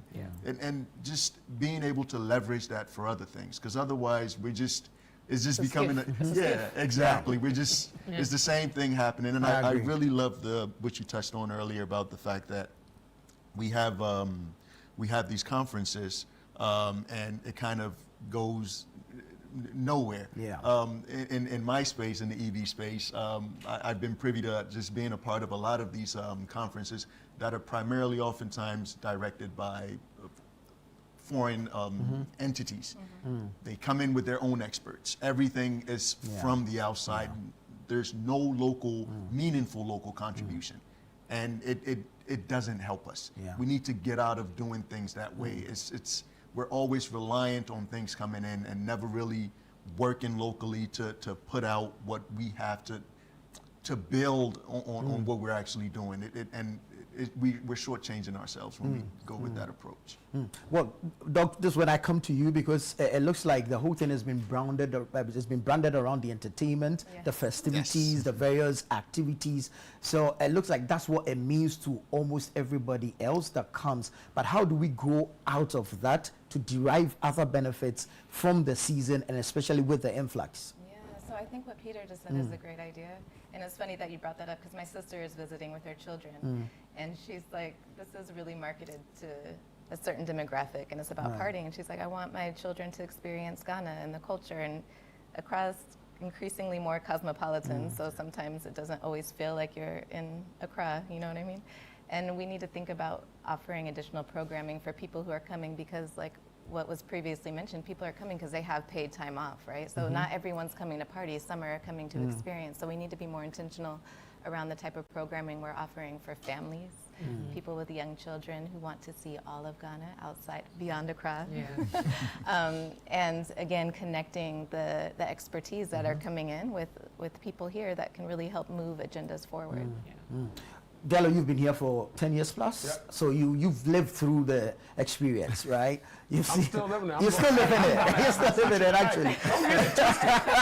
Don't get it twisted. Like, we have a serious conversation, but we party too. Like, don't get it twisted. Yeah, so you've seen it. You've seen it. You've seen what it was, and then I'm sure you've seen what it is now. Tell me about the differences or similarities, and if you think it's going down, or is it coming up? Well, your own observations.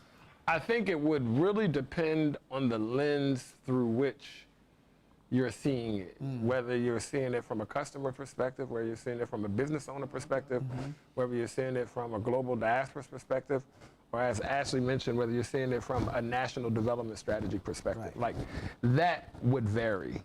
What I can share with you is through my own experiential perspective and kind of where we sit within our business and what we do.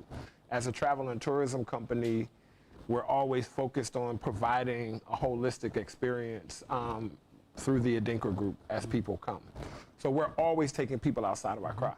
So I think there is a responsibility for the private industry, the private tourism industry, to step it up and do a better job of creating some of these cultural experiences and opening them up and offering them throughout the year, right? You have some companies like Sorted Chalet and others who are experts at marketing to the party demographic. That's what they do. They know exactly who they are, what they do, and how to do it. But I think overall, people like Land Tours also offer tours year-round, right? And they have these cultural experiences. So from where I sit, I haven't seen a lot of change or difference. I mean, outside of the rise in costs, the stabilization of the dollar has been good. Now, one of the things that we're doing with the Adinkra Group is now providing a through line for individuals who actually want to move to Ghana, right? Through a new initiative called the Black Star Center, where we provide transitional housing, low-cost housing, and things like that. So we have people who come for December because we always encourage you to visit. The visit has to come first before you can move here. You can visit here, you can come and see it before you make that decision. And then through our village where I'm in Kosohene and Yami Betchere, we also are designing experiences outside of our crowd. So I think from my own perspective and from the way that I see it, I see growth.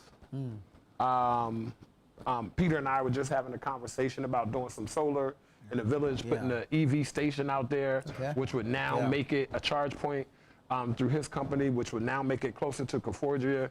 So we can look at that and see how that could expand the use of electric vehicles outside. So there's a whole bunch of different things that I think we can all do. Like my partners at Oasis Beach Resort, we're looking at what we can do more there around the beach. I think there's a whole bunch that each of us can do, but I think that the responsibility of private industry shouldn't be shirked. And sometimes I just think there's too much pressure and there's too much dependence on government. Like, I don't know if people truly understand how civilizations are built, how societies are built, because sometimes here there feels like an overemphasis on government. And there are a lot of people in Ghana with money. I actually talked about, is there money in the system, but are there local Ghanaians who have wealth who's willing to invest in the infrastructure and build it? Somebody could make a killing if they build this stadium. Mr. Easy was at Detty December and said, Detty Rave, I'm sorry. And he was like, I'll commit to $2 million to, you know, if you give me the land, right? So there's a huge responsibility from private industry to step up, step their marketing up, you know, so it's like, everything can't be like, oh, government do this, government do that, government do this, government do that. No, no society can be built that way. We live at the intersection of government, nonprofit, and private corporations. Everybody has to do their job. So, I mean, we're growing in different ways. You know, there has to be a market for electric vehicles. Right? Indeed, that wasn't here 10 years ago. No. Right? But it's here now, right? It's here now. And we have our brother Peter, somebody locally who is pushing it, right? So there's definite growth. There's definite growth. The name, whatever you call it, right? This is the last thing I'll say. Whatever you call it, if we don't, the only thing that will kill it, I saw this quote from the founder of Walmart. And he said, the customer is the only person that can fire every employee of the business. Oh yeah, makes sense. And the only way that we'll kill this is if we do not perfect and work on our customer service in the tourism and hospitality industry. Like, that's the only thing that will kill it. That's it. Nothing can kill it except people getting tired of waiting an hour and a half for jollof. That's the only thing that will kill this, is if we don't. People will even put up with the roads. They have. We put up with the roads time after time. We put up with lights out. We put up with all of these things. But the thing that will tip it over. Customer experience. Is that if this customer experience doesn't increase, get better, that's when people are going to start going somewhere else. I'll take final words from you, Ashi. Ooh, final words. No question, this final words. Just final words. No final thoughts on the entire experience and how we can make it better. Ghana is the best place for Black people in the world globally right now. So we're going to continue to grow. We're going to continue to evolve. And I'm going to shamelessly plug that the Central Region is the most toured region in Ghana. And when you are there in Elmina, please come visit us at Altamont Beach Resort. We will see you on the 31st. All right. Dr. Lori, final words. Well, I want to touch on something that Peter mentioned around having these international conferences and people from outside kind of directing them. I'm happy to plug that Ghana ASCD is hosting a national conference for educators on July 18th, 2026, where we are celebrating the brilliance and expertise of educators across the country. Okay. What's the venue? It's going to be at International Community School in Medina, Oshogbo. All right. Accra. All right. Peter, final words. Final words. As Ashley mentioned, Ghana is definitely the place to be, and we'll continue to improve it. And while you're here, if you're looking for an EV or looking for a charge point, look us up, Ijan. We're definitely a charge point to target. All right, thank you so much, ladies and gentlemen. This has been a good conversation, and I hope that whoever is listening, whoever is watching, is picking something from it. Hopefully, together, we're going to make Ghana an even more better place. You get it? And then, you know, we'll have an all year round active calendar so that we can tap in, we can pull resources from it. And then, of course, we can spread it across all sectors, all industries, and not just limit it to one space or 1 month. But gentlemen, ladies, thank you so much. This is Breakfast Daily. Stay with us. We'll be right back.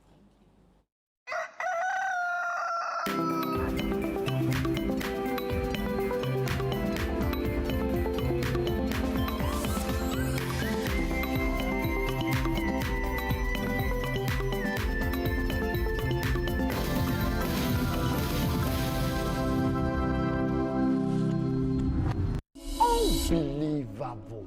Said you have a city and the Amama Kai or baby and home. Wow! Hello, Miss World. Hello, Ajimara. Now I hear now what to say. Me who yo, madam for be ho e wakase.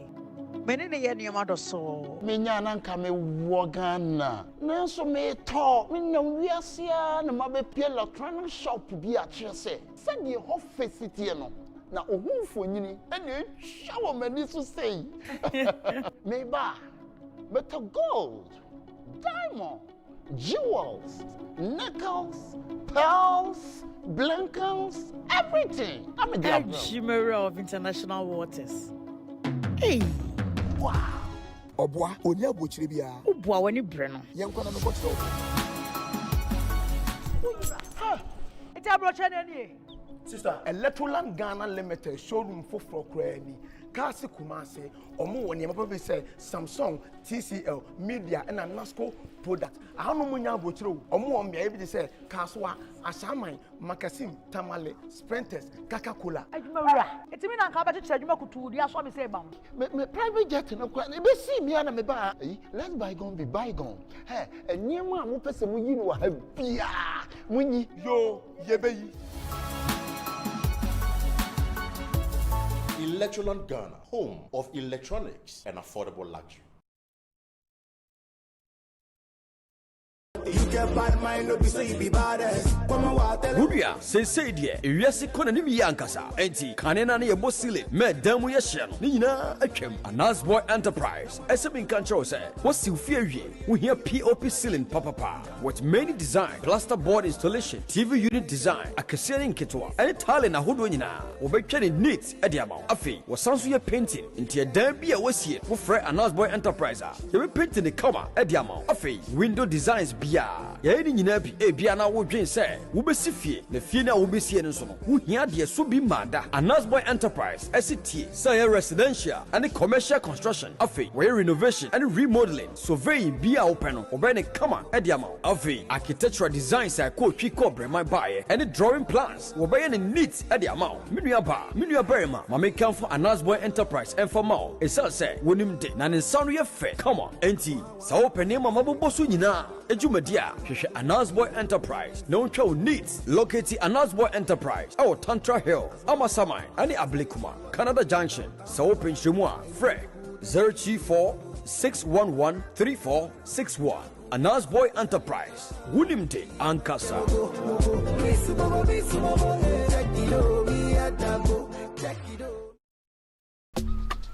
Life is a celebration of moments, big and small. The sun is scorching, I'm feeling the heat. With Piva Drink, every moment becomes a refreshing celebration. From the beach to your home, in every corner of your world, Piva Drink adds a burst of refreshment. Give me Piva cocktail and tangerine.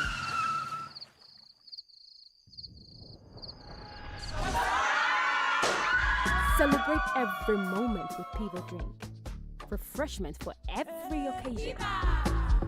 Piva Drink, a taste you will love. Piva. This advert is FDA approved.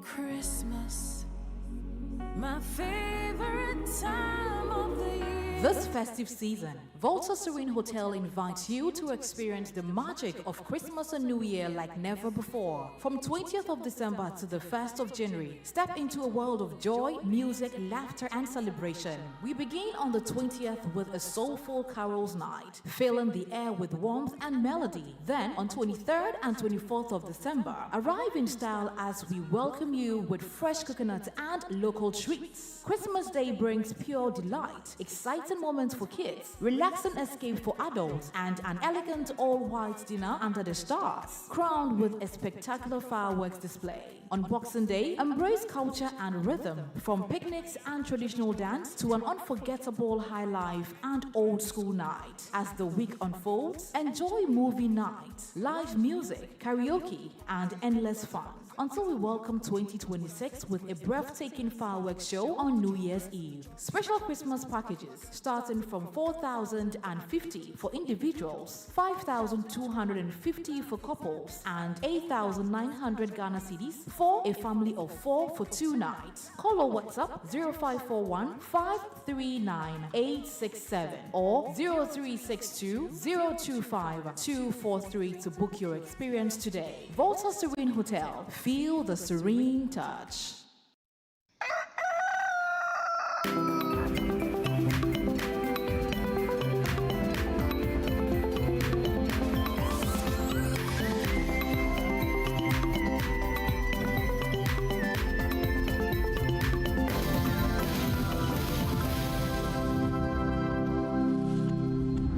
Fox Beat, Família BF,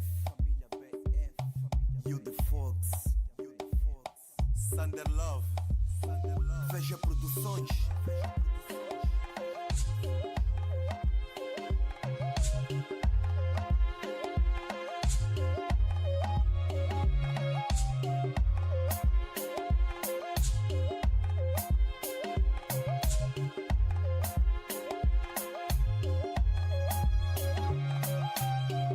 Eu vejo no fundo carinha bem fofa e sem maquiagem.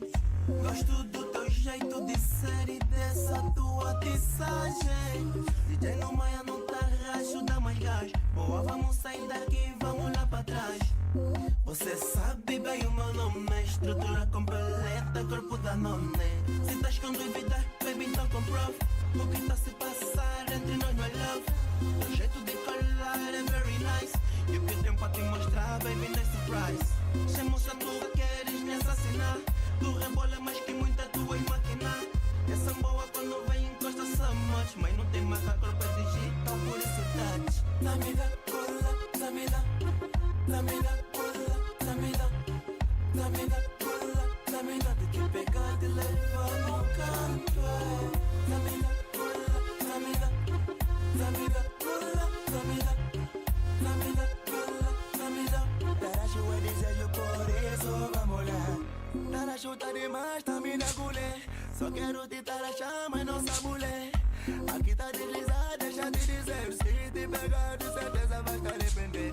Taracho ainda não acabou, baby, come back. Você goia na minha boca, tipo Serelec. Essa melodia no meu piano vai me fazer gritar, mais tipo cigarro. A tua boca tá cheia de brilho, tipo bola de cristal no teto da disco. Mão na cintura, tá tipo eu sei. De rebolar a mim me sabe bem. Aperta com dois braços, encosta a cabeça aqui. Não é preciso gaguejar que eu não vou fugir. Eu gosto dessa vida, DJ, manda vir. Com essa dama hoje o pica vai me subir. Zamida, Zamida, Zamida, Zamida, Zamida, Zamida, de te pegar, de levar no canto. Zamida, Zamida, Zamida, Zamida, Zamida, Zamida. Taracho é desejo, por isso vamos lá.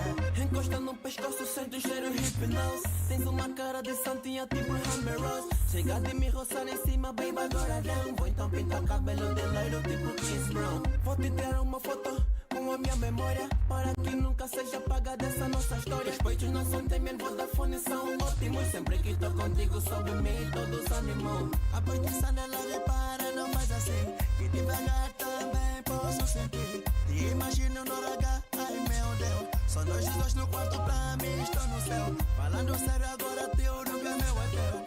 Tudo que é meu é teu. Judy Fox, chega só aqui, fogo essa dama, dá-me da pula, credo. Dá-me pula, dá-me pula, dá-me pula, de te pegar, de levar no canto. Dá-me pula, dá-me pula, dá-me pula. Taracho é desejo, por isso vamos lá.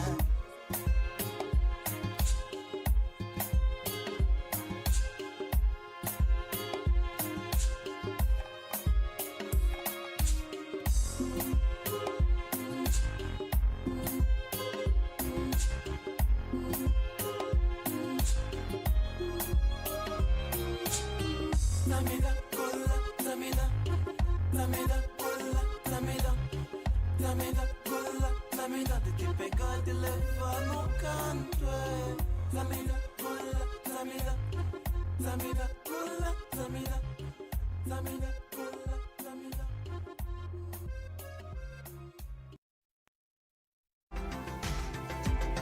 Well, hello and welcome to Entertainment Highlights on Breakfast Daily. My name is Ni Komete Kome, and this is proudly powered by GhanaWeekend.com. Visit GhanaWeekend.com today. Now to our first highlight. Nigerian singer and Dirty Rave founder Mr. Easy has announced plans to invest up to $2 million in building a major entertainment center in Ghana. Speaking at the Dirty Rave Concert 2025, he revealed his intention to acquire land for a purpose-built venue with both indoor and outdoor facilities to host concerts, festivals, and cultural events. He called on Ghana Tourism Authority to support the project, saying it will boost tourism, create jobs, and strengthen Ghana's live entertainment industry. The announcement has since sparked wide industry discussions about private sector investment in Ghana's creative infrastructure. We need proper venues for events in Ghana. Come on. And I want to tell Ghana Tourism, I need a land, outdoor and indoor venue. Ghana Tourism, if you think they are not serious, I will not defend $2 million.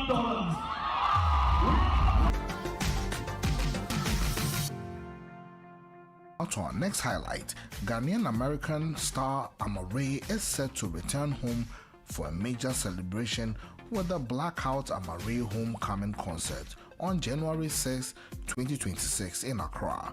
The show will close her Black Star World Tour and honor the city and people that shaped her artistic journey.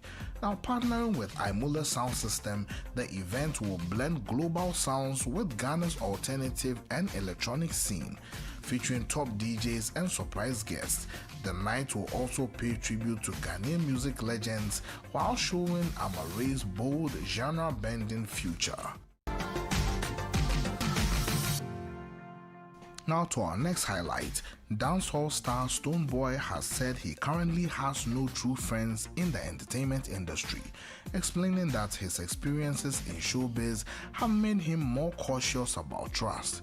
Now, in a Joy Entertainment interview, he described his wife, Dr. Louisa Satekla, as his closest companion, calling her his friend, lover, and greatest support. While he maintains respectful relationships with colleagues, Stonebwoy said none meets his personal definition of genuine friendship. His comments have since sparked mixed reactions online. To our next highlight, actor Mario Rodriguez has filed a $77 million lawsuit against filmmaker Tyler Perry and Lionsgate, accusing Perry of repeated unwanted sexual advances and assault over several years, including incidents at Perry's Los Angeles home. Now, Rodriguez says Perry made inappropriate physical contact after recruiting him for Boo and Madea Halloween and continued advances through 2019. He also claims Lionsgate ignored the misconduct. Perry's lawyer has denied the allegations. The lawsuit follows a similar June lawsuit by actor Derek Dixon, accusing Perry of groping him on the sets of Perry's TV show. And that's it for today's entertainment highlights. For breaking news, exclusive interviews, and everything happening across Ghana's creative scene, visit GhanaWeekend.com and follow Ghana Weekend on all social media platforms. Stay connected, stay entertained, and stay glued. GhanaWeekend.com.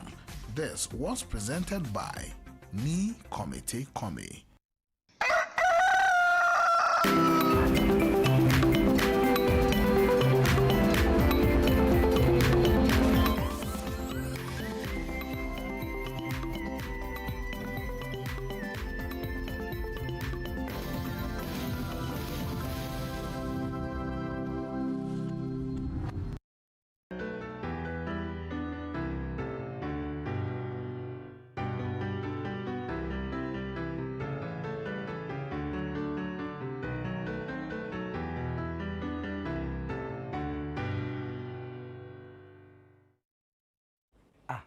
Philip. To learn the Kizomba.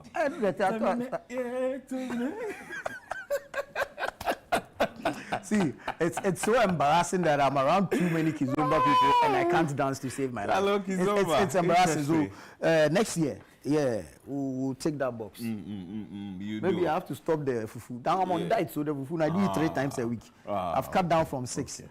So maybe I have to do it 2 or 1. Maybe so that when we get into the interview, I ask him if plus size people can do Kizomba. Maestro Melon. Yes, what happened? I'm good. And our beautiful lady.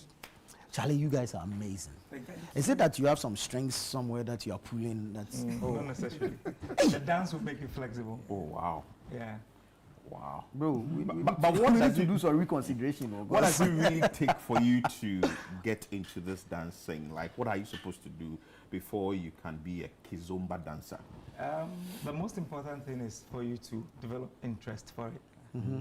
Once you develop interest for it, it's easy to learn. It's one of the easiest dance styles really? to pick. Very, I'm sure it's easy. Very, very easy. Hey, this man. Very, very easy, yeah.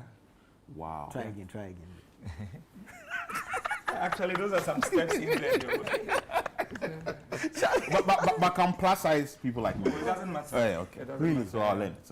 Okay. Yeah. Wow. Yeah. Wow. How do you feel when you're dancing? So Kizomba is more about connection. Mm-hmm. So it's connection with your partner and then connection with the music. Okay. So once the music starts playing, you don't see around you. It looks as if you're in a different zone. You're on your own bubble doing your own thing. Yeah. Wow. Must be a great feeling. I like the music. I like the music. So you really, what goes into the selection of the music? Okay, so we like to promote Africa, especially Ghanaian kind of music. Okay. So there are proper Kizomba songs, like the first one we did is a little bit of Kizomba fusion, but there are proper Kizomba songs. But now we do some on Afrobeat. In our next performance, we're going to do it on an Afrobeat song. Where is Kizomba originally from? It's from Angola. It started in the 1970s. Yeah, the word Kizomba actually means party. Oh. Yeah. It says it all. It says it all. Charlie, the way we like to party, we can't do it says it all. No, this coming year, I'll come and see you. Don't worry. We have to go to. But our lady, what's her get name? the basics. Lady Elsie. Lady Elsie. Elsie. Yeah. For how long have you been doing this Kizomba? On and off, roughly like 10 years. Oh, a decade. Wow. It tells on you. I mean, the way you're able to maneuver, you make the steps. It's beautiful. But we love it. We love it. We love it. All right. So, but if for a beginner, someone who wants to learn to dance Kizomba, what's the process, and how long do you think it's going to take for someone like me to pick up? Okay, so there's an upcoming process and there's a simple process. Okay. A simple process is to join in a Kizomba club. So you can join my club. I teach on Sundays. So you can just join my club, and then it's very easy to learn. Right. Because there are a lot of people coming to learn too. So there are a lot of guys, there are a lot of ladies. You get to socialize, meet people, and then you pick it from the basic steps. There are 3 phases: the basic step, then you move to the maybe intermediate, then you can start doing a social. Become a pro. Yeah. How long do you think this will take? About 3 months, 4 months? Like I have students who have, in 2 months, they started going for social dance. I'm talking about twice a week. Yeah. Wow. Yeah. Wow. But if you want to be a Kizomba dancer, is there a specific style you must look like your hair? Maybe take your hair back, let me see. No, take it back, maybe, Nice one. Wow. So is there a look for Kizomba dancers? Yeah. Not necessarily, but because we just don't do Kizomba, we do close to maybe 8 to 9 professional dancers. So we want to look like dance artists, and then we have to represent what we do. That is why we look this way. But then most of the Kizomba people are corporate. Kizomba is mostly for corporate people. Hey, corporate. See them in I hear when they close after work. They go. Yes. I think you're missing. Then work is taking too much of our we need to go and Kizomba. Where's your club anyway? My club is at, I have 2 places, Fit Trip. Oh, Fit Trip on the N1. And then to the California Gym. Oh, okay. So Sundays if you want to do Kizomba alone, Sundays at 4:30. Just walk in to AM the or class. PM? Because that AM we are now going. So after work. After work. Wow. Yeah, but there are other clubs around too. What's it with Kizomba and if like workouts or gyms? Okay, What's that relationship? Dance like Kizomba. So you realize that even when we finished doing Kizomba, it looked slow, but then I was panting. Yeah. So dance itself has a beautiful way of engaging every part of your muscle. Because my hands are this way, I'm this way, I'm on my toes, she's on her toes. So you move with your toes? Both. Now should I start this? I think I'll lose weight too. No, you will need to shape it. It's been a way. I like that style. That is funny. Oh wow. Oh, beautiful. So you through the Kizomba thing, you've been working out and all that. Oh yes, I also train people, like personal training. I also work out myself. So. Oh wow. You have to look it. If not, it will be difficult. So you do Kizomba 247, like that's your work. Or you dance. Yes. Salsa, Kizomba, Afro, and mix. Does it pay? Okay. Yeah, it does. If you put yourself in the right position, yes, it does. So you're a professional dancer? Yes. We actually represent Ghana in all the international dance festivals. Oh, beautiful. So there are international SBK dance, which is salsa, bachata. So they are very huge outside Ghana. Ghana, we've been trying to do one. Robert Clark does the Ghana Dance Festival. Okay. But out of Ghana is very, very huge. At any time they need dancers from Ghana to represent, she and I, we represent Ghana. So where was the last place you went? We just came back from Joburg. And then last week in January, we're going back to Cape Town for a show. Beautiful. So stop the cha-cha-cha.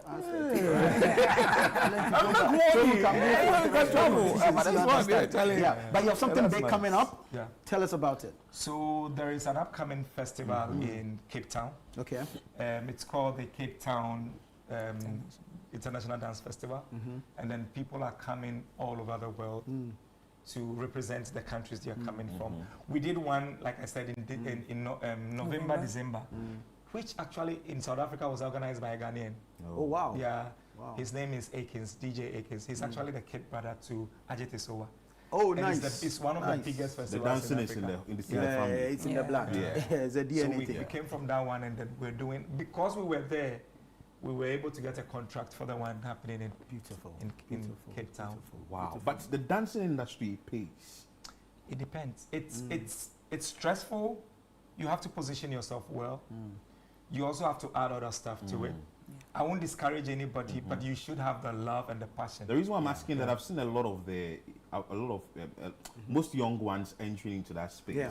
Yeah. So Yeah. senior high school, you see them dancing into when it comes to the music videos and all that and all that. But I just want to find out if it's an industry people can now enter and they are going to be very well, like how people say that go to school, be a lawyer, go to school, be a doctor and all that. You can also be a dancer Trained to be and a professional dancer. Yes, Yeah. especially outside Ghana. And outside Ghana is paying a lot. Ghana, the thing about Ghana is that Ghana, everybody can dance. Yeah, you were moving well. You see how you're moving?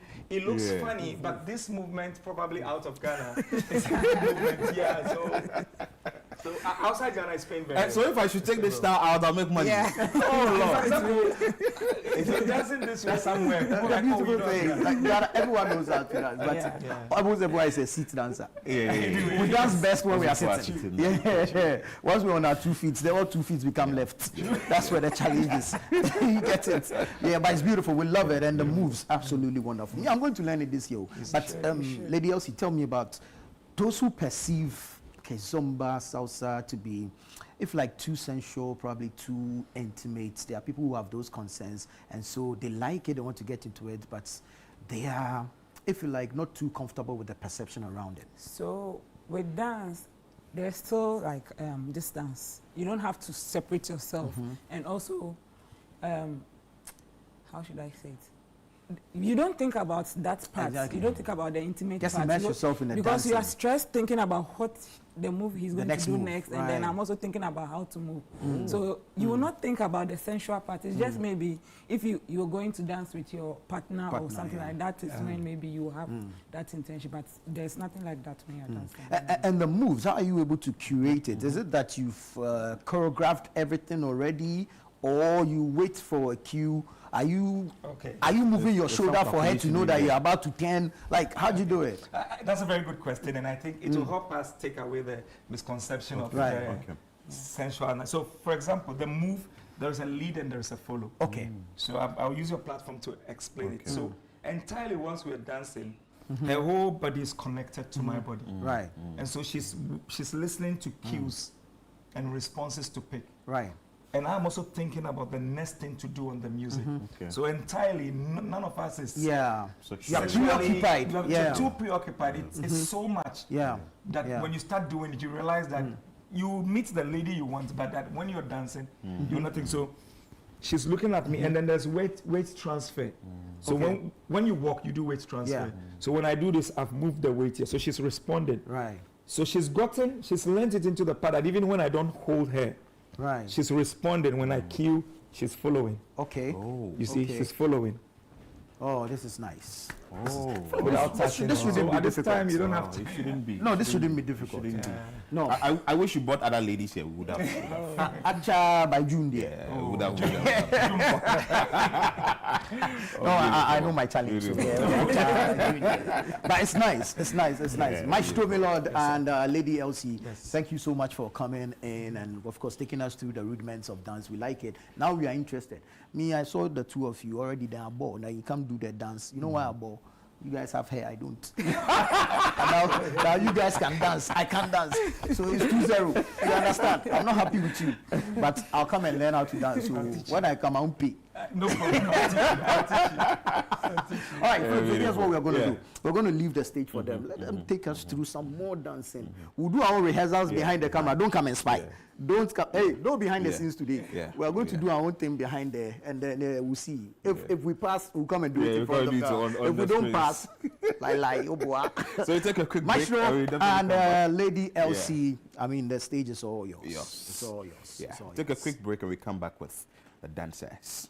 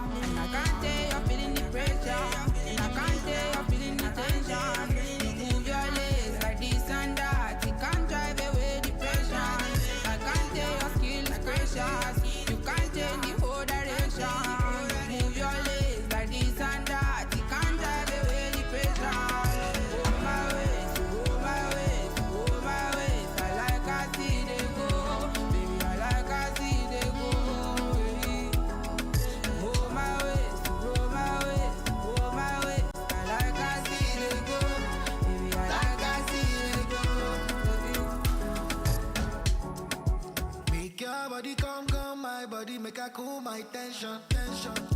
I'ma give me a love you like your body, they call my attention. Big ways, fine face. I no go lie for you, I don't base for you. I'ma get a dog base for you. Follow me, make we chop like for Dubai. Anything you want, girl, I go buy. You they put me for high tension. This one on my confession. We go do holiday for Mumbai. Anything you want, girl, I go buy. You they put me for high tension. This one on my confession. You got me like higher, pain that class. I wanna love you for life. I don't go like to say goodbye. Nowadays my disease, when the tension's way too high. You know the buttons to press to ease up my stress. I cannot compare you. And I can't tell you're feeling the pressure. And I can't tell you're feeling the tension. You move your legs like this and that. You can't drive away the pressure. I can't tell your skill is precious. You can't change the whole direction. You move your legs like this and that. You can't drive away the pressure. Oh my ways, oh my ways, oh my ways. I like I see they go. Baby, I like I see they go. Oh my ways, oh my ways, oh my ways. I like I see they go. Baby, I Like I see they go.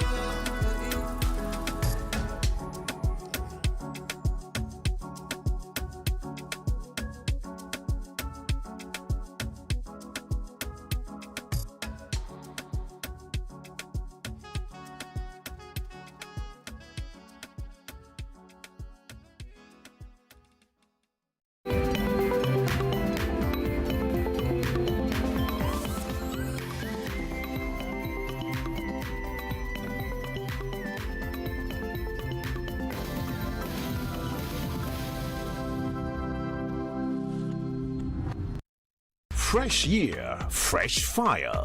Catch 3 hot new shows every weeknight on Aquaba Magic this January. Lap Manor premieres on 5th January 2026 and shows every Monday at 8:30 p.m. Market Queens Season 2 is back from 6th January 2026 and every Tuesday at 8:30 p.m. Bloodline premieres on 8th January and shows Wednesdays and Thursdays at 8:30 p.m. 3 shows, pure magic. Aquaba Magic, Ghana's most loved storyteller.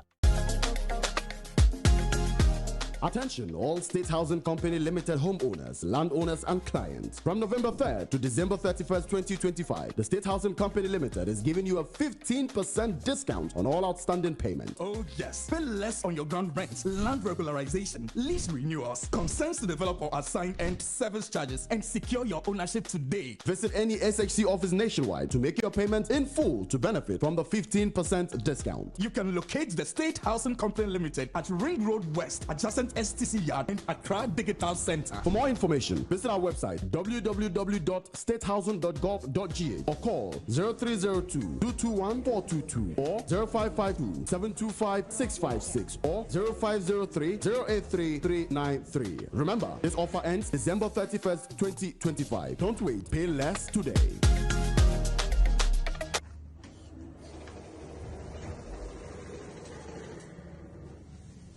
Hello, my dear friend. I am happy to invite you to our 31st December night Jesus Encounter service.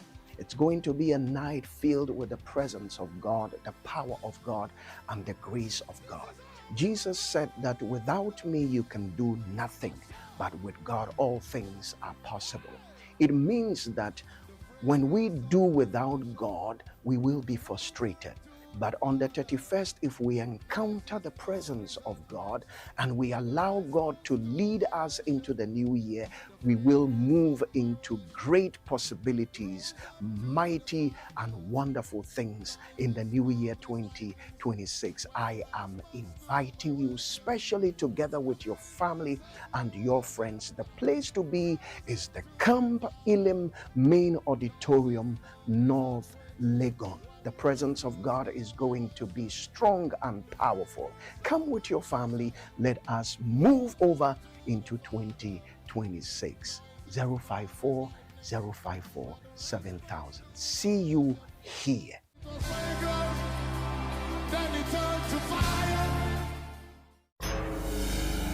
10 years of unforgettable memories, breathtaking sights, unlimited excitement, new friendships. And this March, we're turning it all the way up. From the 1st to the 8th of March 2026, get ready for the road trip of a lifetime. 8 epic days, 14 regions, 1 legendary caravan. We roll from Greater Accra through the Eastern region, cruise into the Northern and Upper East regions, vibe through the Western region, and hit many more iconic destinations across Ghana. It's culture, it's adventure, it's pure discovery with the best people and the best vibes. Expect non-stop fun, endless scenic views, deep cultural immersion, new networks, and friendships and memories that will outlive the journey. Seats are limited, and this is the 10th anniversary. You cannot miss it. Watch out for details soon.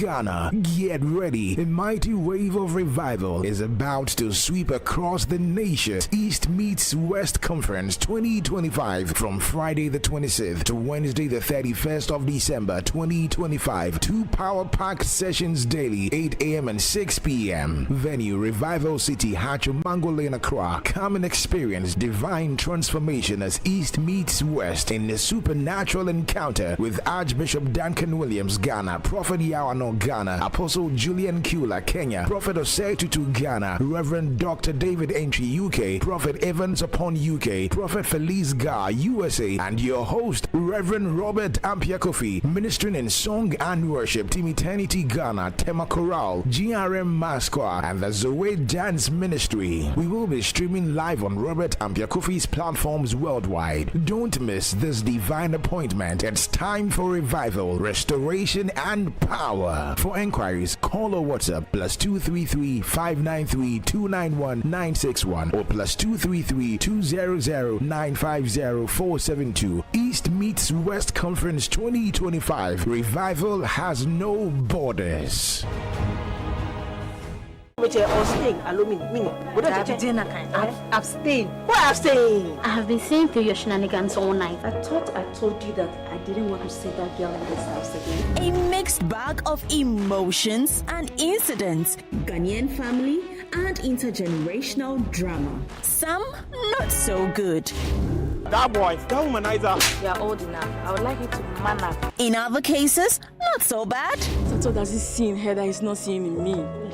Look at me. Eugene and Anekia made a choice. You won't believe what Pam and Anekia have done to me. Watch out for So So, a brand new series from GH Media Productions. So So, Thursday at 7:30 p.m. only on Channel 1 TV.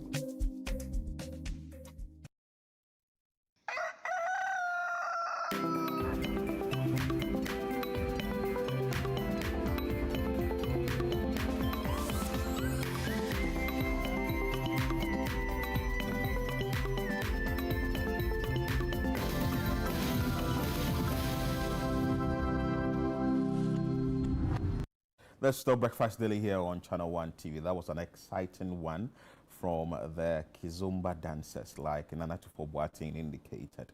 We are going to learn it and we are going to show you our moves here one day. But for now, let's talk about festivals.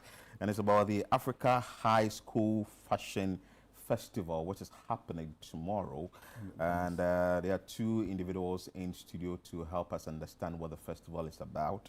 One is Orlando, who is former dance champion, director of Hip Hop International Germany, and also Uncle Sam. We all know him. He has been fronting a lot of senior high school events. He's a national coordinator, High School Leadership Award. You're welcome, gentlemen. Thank How you. are you doing? Thank you. Thank you. Ah, Thank you. Orlando, reading your, say, what you do, you are director of Hip Hop International Germany. What is that about? Hip Hop International Germany is actually a big organization when it comes to hip hop dance all over the world. It's called Hip Hop International. And I'm just the director for Germany and also head of the Ghana. Oh, okay. So it's the one and only. Actually, you got two organizations. I think it's only Hip Hop International. I would say I would stick to Hip Hop International for now. Yeah. But you're also a former dance champion. Where? Tell us about it. To be true, I've never been a dance champion here in Ghana. Okay. I made a first runners up twice. Okay. And then I went back to Germany and then I became a dance champion. So. Oh, in Germany? Yeah. Oh, wow. But not here in Ghana. Oh, wow. Yeah. So when you went to Germany, what kind of dancing were you doing? What kind of song were you dancing to? Or everything, some hip-hop? Here or in Germany? Germany. In Germany, hip-hop, house, Afro. Okay. Yeah.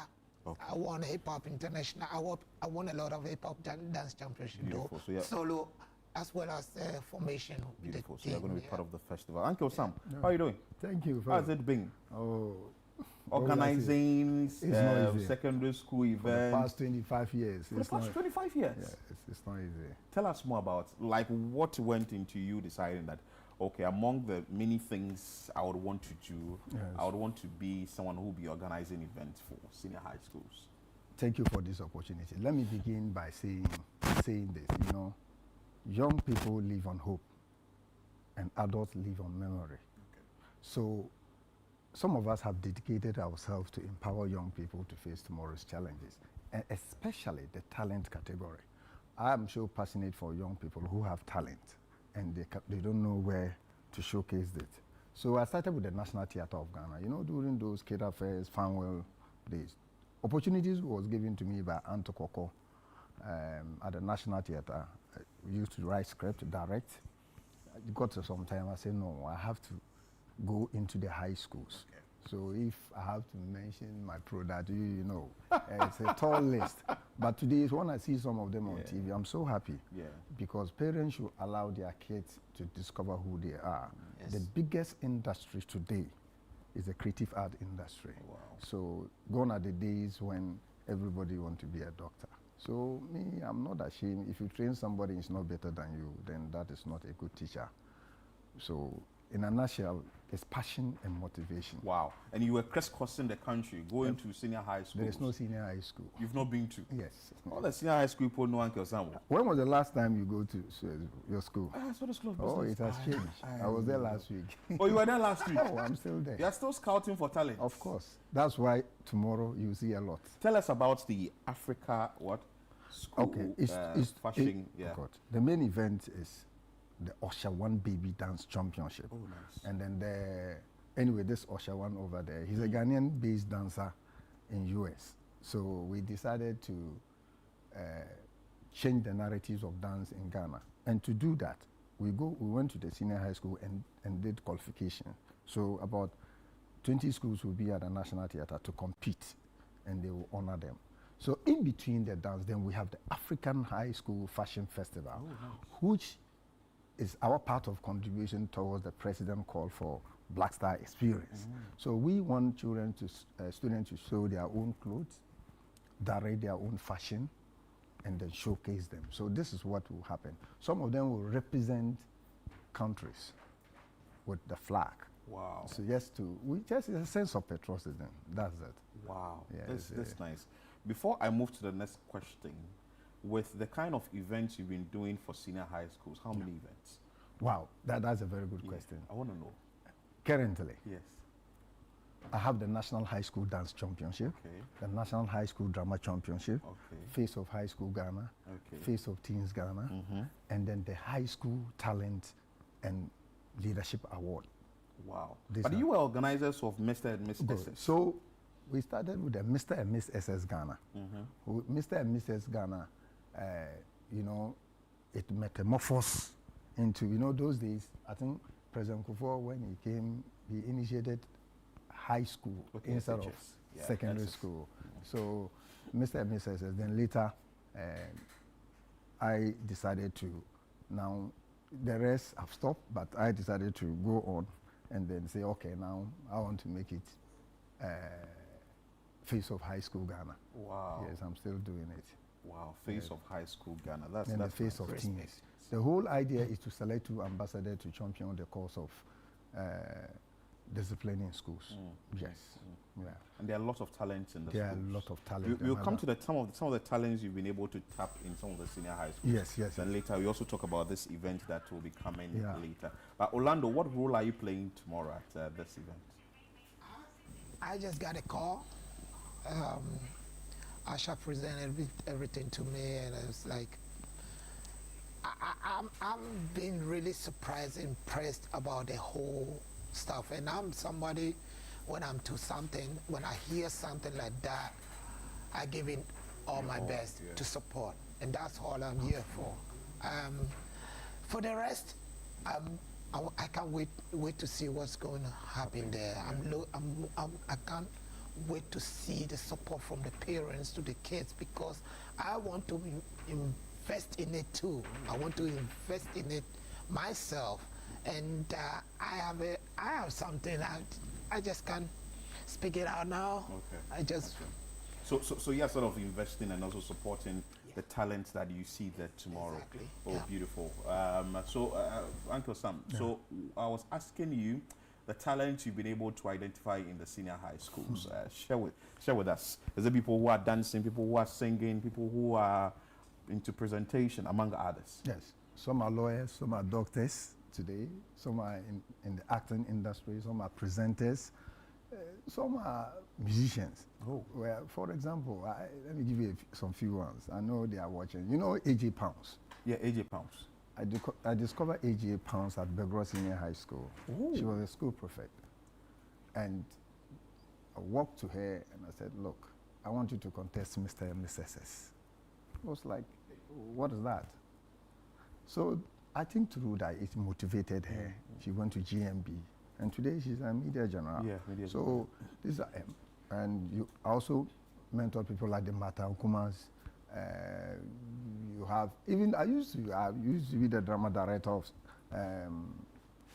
Western Grammar, where I have Gas Miller. Okay. You know Gas Miller? Yeah. And then Peter. Peter too is now the secretary to Alban Gbagwin. Oh, nice. Yes, he was the drama president. Gas Miller was the drama secretary. So that's at West Jean. If you go to, what do you call it, Aquinas, okay. Oh, it's a whole lot. There's this guy called Daniel Geelong. He is he's with Clemento Suarez. Okay. I think he's the Nyansapor president. He's one of the very good stage actor. Okay. Yes, and William, one of the international award-winning movie personality today. And I also have one of my products from Face of High School won GMB. Okay. Yes, and a lot of them. You heard of Achawa. Yeah. All of that. Discover Achawa too at Benkum Senior High School. A lot of them. Nah, Shoko. Please, if I will forget your name, forgive me. Of course, you forget. The names are many. It's a tall list. It's a tall list. Some are lawyers like Sika Antobre, he was the school prefect of Abu School. It's a whole lot. And some, there was a guy, Philip. He used to be, I got him from Ogasco. He's a poet. Okay. Now, you know him, Philip. He did the Ghana's 50 poem. Oh, okay. You know, he's a popular poet. Okay. Yeah, Philip is one. Wow. And then his badge is with Chief Mumin Dems. Yes. Chief Mumin was the school prefect of Tia Ahmadiyya in Kumasi and the SRC president. I think she is doing today the Tumbutu. They are all people who pass through my hands. So I'm saying, parents out there, they should support young people. We should all come together and allow these kids to discover who they are. Wow. Some of us are there. Mr. Orlando, Osha, and my partner, Harry Morgan Minsky, we are doing our best to make sure that young people get platform. Look, the amount they charge us at the National Theatre to do a show, and you can charge students, you can't start them down, but you pay the same amount. Yeah, so you subsidize. So we also want to use this occasion to appeal for sponsorship, Okay. so that when we come with programs pertaining to kids, they should at least try to sponsor. It's very And then, important because the kids we see today, they are the people who will grow to be the adults we will see tomorrow. They are the future. Exactly. Very important. So let's now talk about the event proper that will be Yes. happening tomorrow. You Yeah. said the event is about what again? Good. The event is a festival, like it's a blaster experience. Okay. We're going to have dance, which is the main. We are going to have pageant, fashion show, and we'll be honoring some individual personalities. Okay. Like Mr. Orlando, we'll be honoring him because he is a dance legend and he wants to come in and invest in the dance industry. And Osha One is one person we also need to appreciate and thank so much, because this initiative is also to give opportunity to students who are interested in dance. Now, dance is the business now. So during the show, there will be a pre-forum where they will talk about the importance or the relevance of dance in the business aspect of it or as a career. So Mr. Orlando, they are dance experts. They will do that. So I believe that on the 30th, which is tomorrow, all roads lead to the National Theatre. Be there. If you are an adult, it's a student show, but if you are an adult and you are coming, at least try and come and give us at least 100 cities. The children, they are not paying 100. Oh, the students is, how much are the students paying? Yes, 50. Oh, 50 cities. So that's but the fine. parents, when you are passing through, just come and give us 100. We'll give you front seat. Wow. So what time is it starting? Okay, by 10 a.m., you have to be at the National Theatre. Yes. 10 And a.m. it's going to last to what time? Oh, student show. But I can assure you, by 3-4 there, we'll be out of there. Wow. Yes. Wow. It's a big show. But Orlando, why did you choose to invest in this? Dancing. That's the million-dollar question. I'm born and raised here in Ghana. I know I left home at the age of 11, and when I was 18, I got a chance to move to Germany. I was in Germany 3 months after I opened my dance school. Until now, I've been in everywhere. I've had the most successful dance school in Germany. Oh, wow. Yeah, it's back and forth, right? There are ups and downs. But for where I was before, when I was in Ghana here, the street kid, sleeping on the street, pushing trucks from the market to get something to eat, eating out of rubbish, and to be able to go there to establish that dance companies are built over there, how many dancers are brought out there with the discipline that I have. I think it's possible. It's time for me to bring something back, which I wanted to do way back in the days. And this guy, Asha, a good friend of mine, didn't give up on me. So when I got a call, it's like, Orlando, I want you to come down. I'm always like, you know what? I'm good. I don't need that exposure. So Orlando, look, you have no idea what you've done out there. You have no idea. The kids don't know who Orlando is. I followed you. He invited me 2015 to come here, Orlando Homecoming. Because when I went back, I closed the curtain. I just don't want to have anything to do with my country. Most of the dancers think I'm arrogant and I don't give in, I don't want to help. That's not me. I just want to always, look, it's also I educated myself through that. And I know some of us, the way we grown up, our parents thought we are ghetto kids. Yeah, was you a dancer? Oh, forget it. But I was able to educate myself through that. And dance has given me so much, and I think it's time to give something back. And I think what they are doing, what they're trying to put out here, the parents don't have no idea. They have to put all effort, everything they got to support this initiative. It's crazy. I'm so impressed. And then, Orlando, thank you so much. Uncle Sam, before you go, any final words? Yes, let me talk about summarizing with this. We are currently in camp. It's not just about the fashion and also the dance. You know, we have what we call the high school leadership camp, where we are going to honor the students there, those who have distinguished themselves in terms of public speaking, in terms of communication, in terms of, let's say, project. Because, look, we are in this world just to make a difference. So we teach them. Some of them have gone out to, in the camp, they are learning leadership. Mr. Henry Mogaminsky is one person I want to use this occasion to thank. Through this, we've been able to finance and sponsor people in the university paying their school fees. Oh, wow. Yes, through this. Because when he discovered talent, and even because you are talented and you don't have the funds, he supports. Wow. Together, yes. I mean, he's doing wonderful. Wow. Yes, I must use this to say God bless him. Uncle Sam, thank you so much for your time. But please, try to come. I will. I'll pass through. My next award will come to you. I'll try to pass through. Maybe I'm a product of Uncle Sam, so thank you so much for this opportunity. Thank you so much, Uncle Sam. I like watching your programs. Oh, keep watching. Yes, you and my man there. Yeah. I don't miss his newspaper review. But when I send text, he doesn't read. He will read. Orlando, thank you so much for your time. So make sure that you make your way to the National Theatre tomorrow. For students, it's 50 Ghana cedis, and also for adults, it's 100 Ghana cedis. Go there, unearth the talent, and be part of the dancing. And one thing, very fast, please, if you are not watching City TV, that's Channel 1 TV9. Then you are a tourist. so that's why you say if you're not watching Channel 1 TV, then you're a tourist. You should be able to watch Channel 1 TV. Thank you so much, Uncle Sam. Thank you so much, Orlando. Keep watching Channel 1 TV. We have more for you on the show. We go for this quick break. We'll come back with more.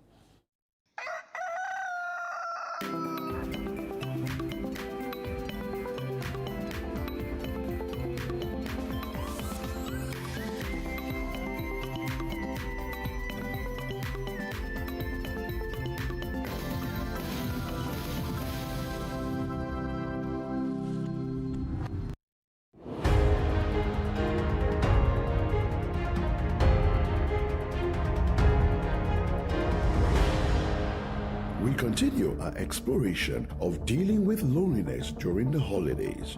Join Bishop Fred Crunchy-Mensah and his guests as they dive deeper into navigating the void of affection. Come to Lifeline, where psychology meets theology to answer life's complex questions. Christmas is a season where we need to remind ourselves that we are not alone. Last week we had very interesting conversations about how to manage the holiday loneliness. Christmas is all about you telling yourself, you reminding yourself that you are not alone. One of the things that makes some people feel quite lonely around this time is a perceived lack of financial means. Perceived. So not actually lack of financial means, but perceived. Believing that you're lonely actually creates more loneliness. This week on Lifeline. Don't miss it. Lifeline airs every Tuesday and Thursday at 10 p.m. sharp, only on Channel One TV. Here on Channel One TV, we are grateful for a very busy but fruitful 2025 and preparing for a great 2026. On the 31st night of December 2025, join us for a somber and reflective but celebratory time as we bring you a live broadcast from Living Streams International.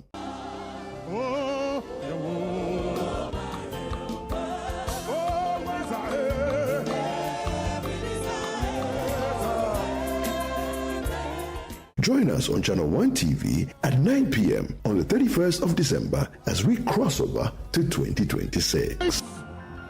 But I need the rain. I can feel the fire. I can feel the heat. I can feel the breakthrough anointing. I can feel the powerful fire. But I need the rain.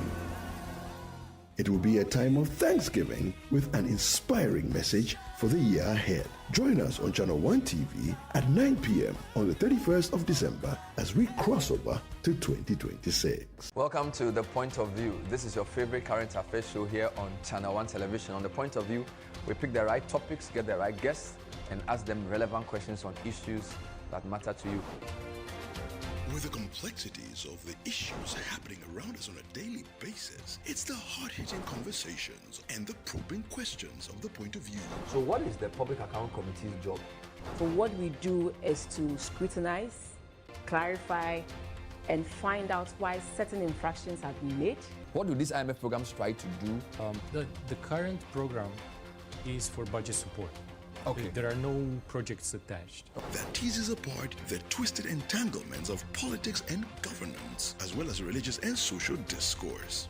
The Point of View brings you the policymakers and duty bearers and drills down to the very bottom of issue. What authority do you have? The Point of View airs every Monday and Wednesday at 9 p.m. only on Channel One TV. Behind every closed door, a secret is waiting to explode. Always been regarded as a useful and a sound party person.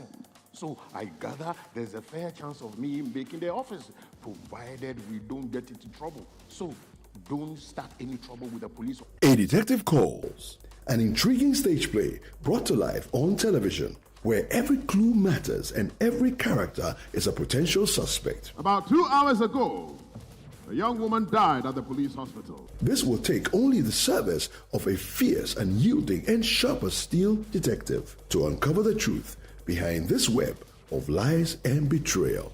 And so, you used the power you had as the daughter of a good customer and also that of a powerful, politically connected man in the town to punish the girl. Why didn't you come to me when you realized you were in such a mess? Because you are not the kind of father a chap could come to when they are in trouble. That's why. Wrote from Image Bureau Productions. A Detective Calls, showing daily at 1 p.m. and 9 p.m.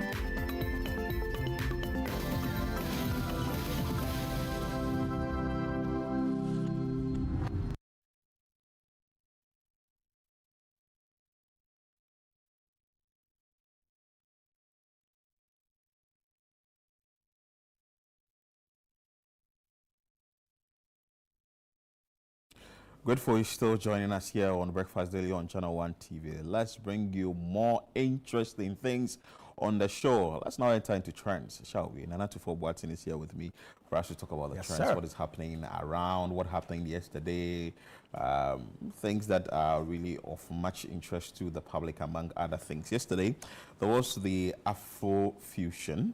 Afrofuture. It was an interesting one yesterday, and trust me, a lot of people went there. So the Nigeria Afrobeat star, that is Asake, was there, and he did what he can do much. He came in with shirtless in his combo pant, and he headed with high energy hit like the tunes you've been seeing, Fuji Vibe and all that, and a collabo with Ken Promise on Terminator, lighten up the night with interesting beats and all that, interesting music, and actually a crowd went gaga when they saw Asake. But we have the video of that. Let's bring you highlights of what happened at Afrofuture yesterday, and later we have conversations on that and tell you what the general public is saying about that.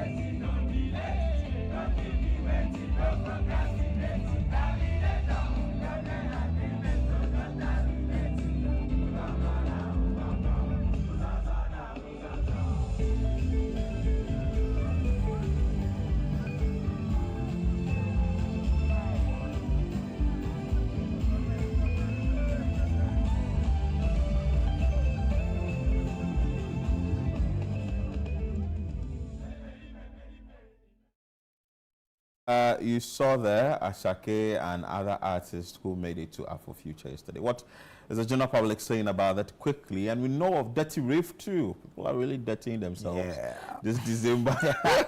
Let's bring you comments on the Afrofuture. What happened there? So this one is, how can there be a show without Queen Molly really performing this banger? Yesterday, Afrofuture was let Asake in Aura be too much. Okay, you say. This one, so Africa exporting culture at the highest level.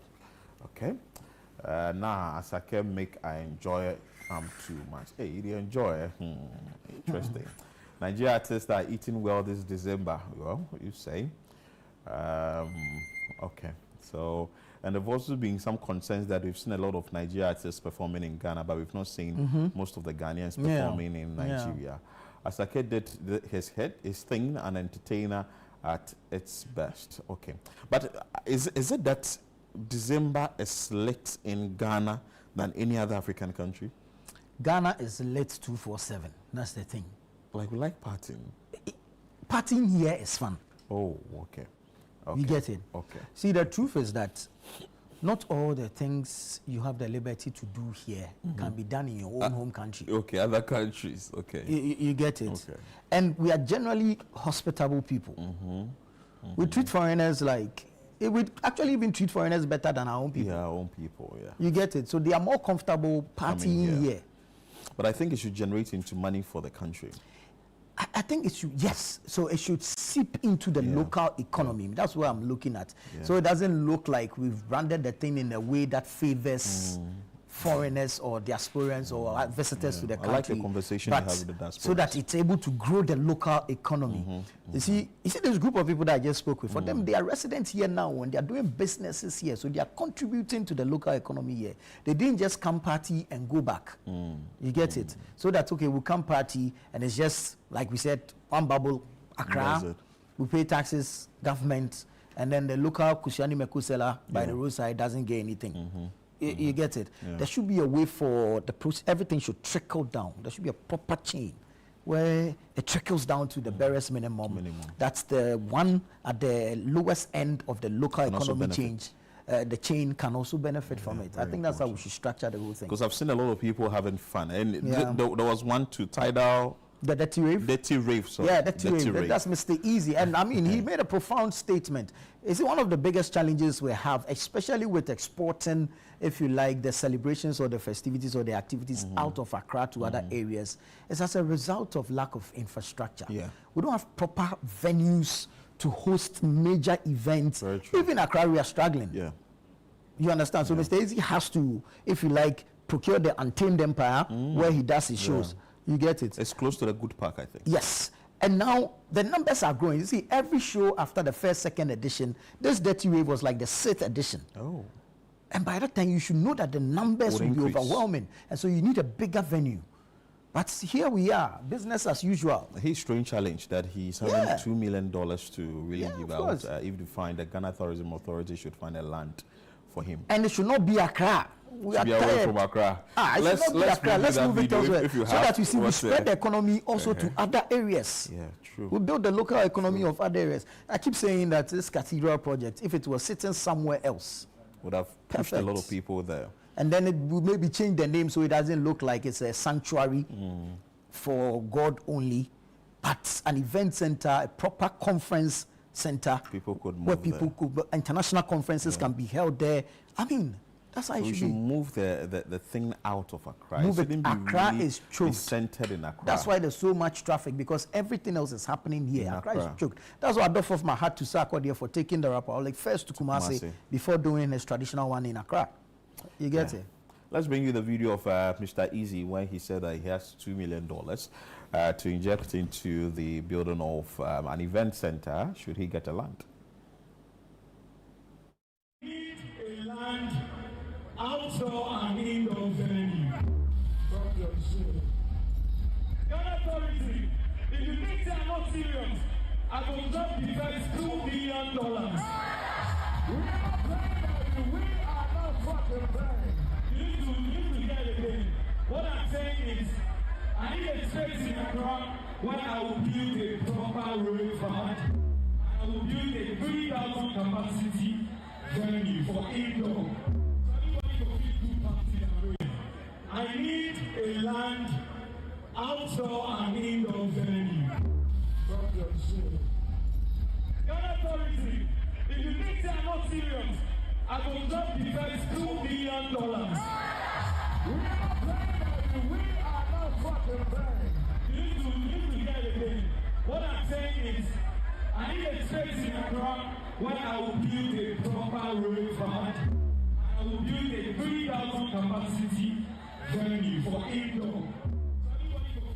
So investors are talking. And that's how it should be. You see, this he said in Accra. Yeah, that's where my challenge is. I'll come to that. But what he's doing, this making the first move. All right. So public-private partnership. Yeah. You could do a BOT, build, operate, transfer, or any other model of business that you look. But we need the venues. And then I come to the issue of the location, the geographic location, which is Accra.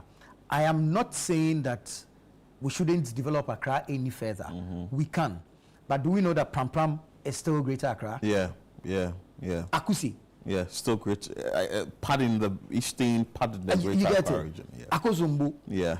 Eastern. I think it's a very good place that you it's can like have. A conjoining, like a confluence. Even Ebri. Dodowa. Yes. Esuchwari. Yes. You get it?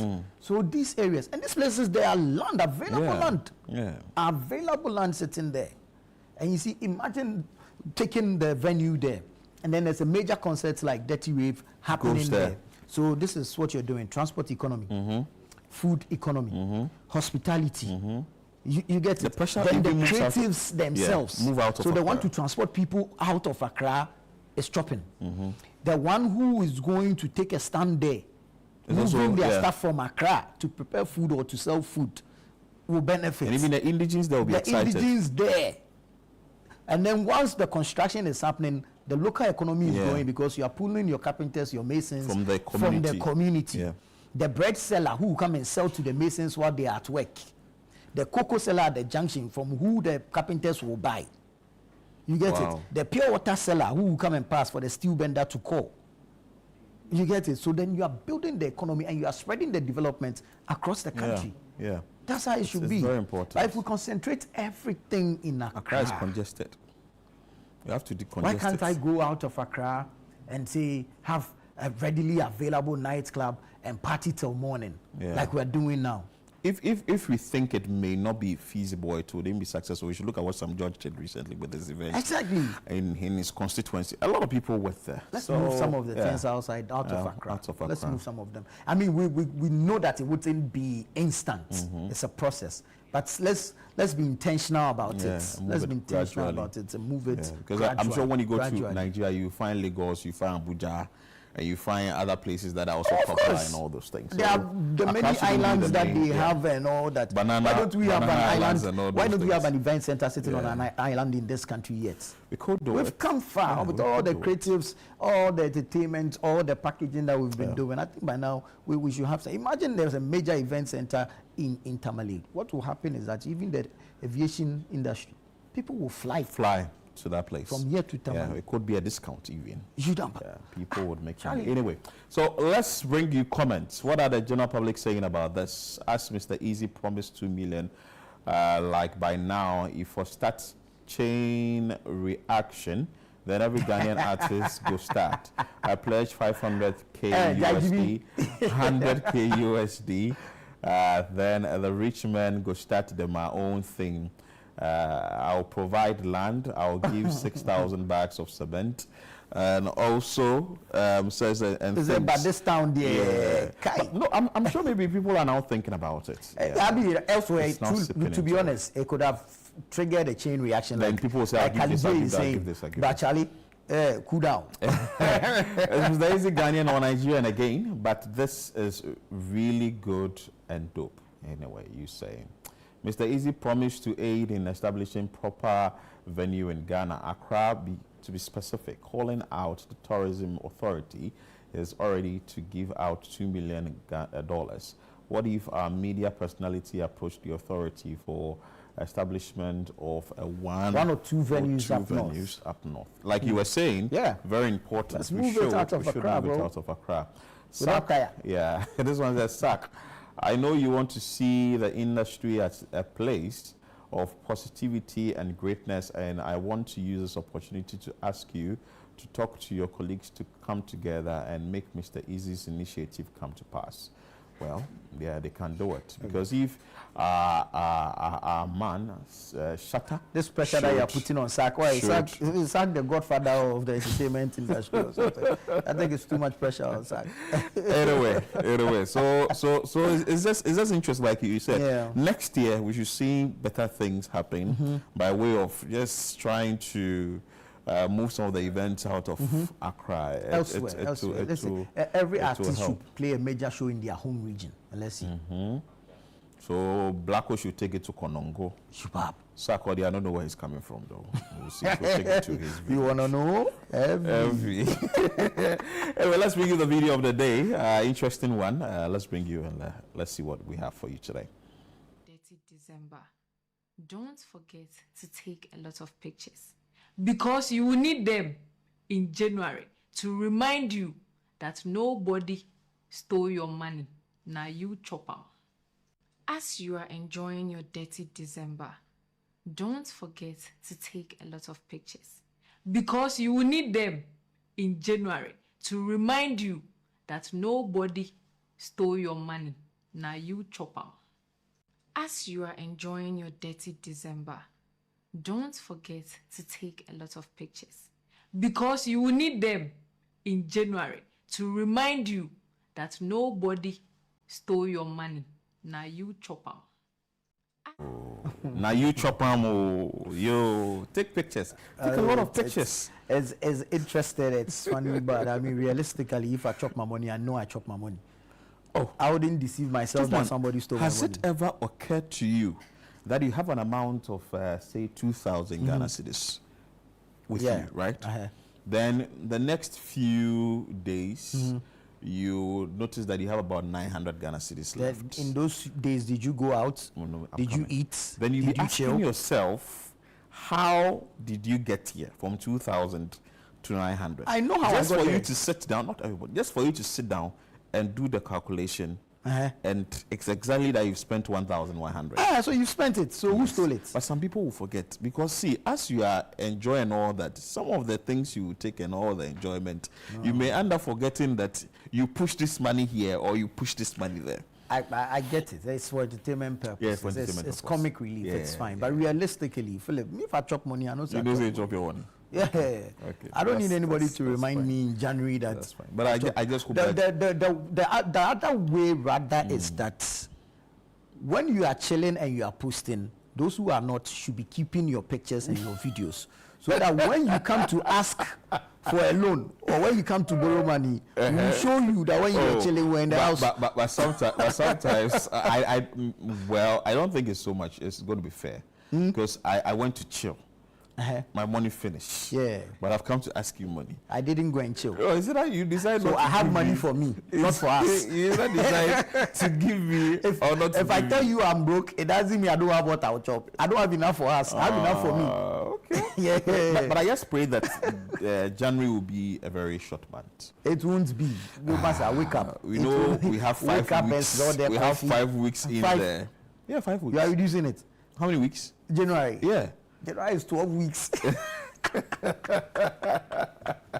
And already, I know some people who were paid like 22nd, 21st, 20th, and let's say between 20th to 25th. The money finished already. Oh, you should get that. Fifi or valuable. Let's go on a quick break. We'll come back with more on Breakfast Daily on Channel One TV.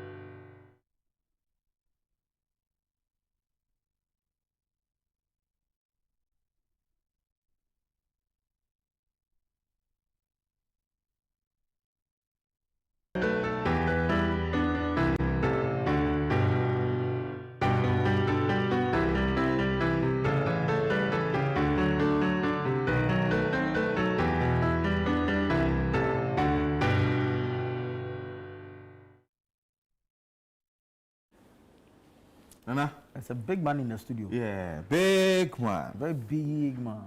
With a long name. You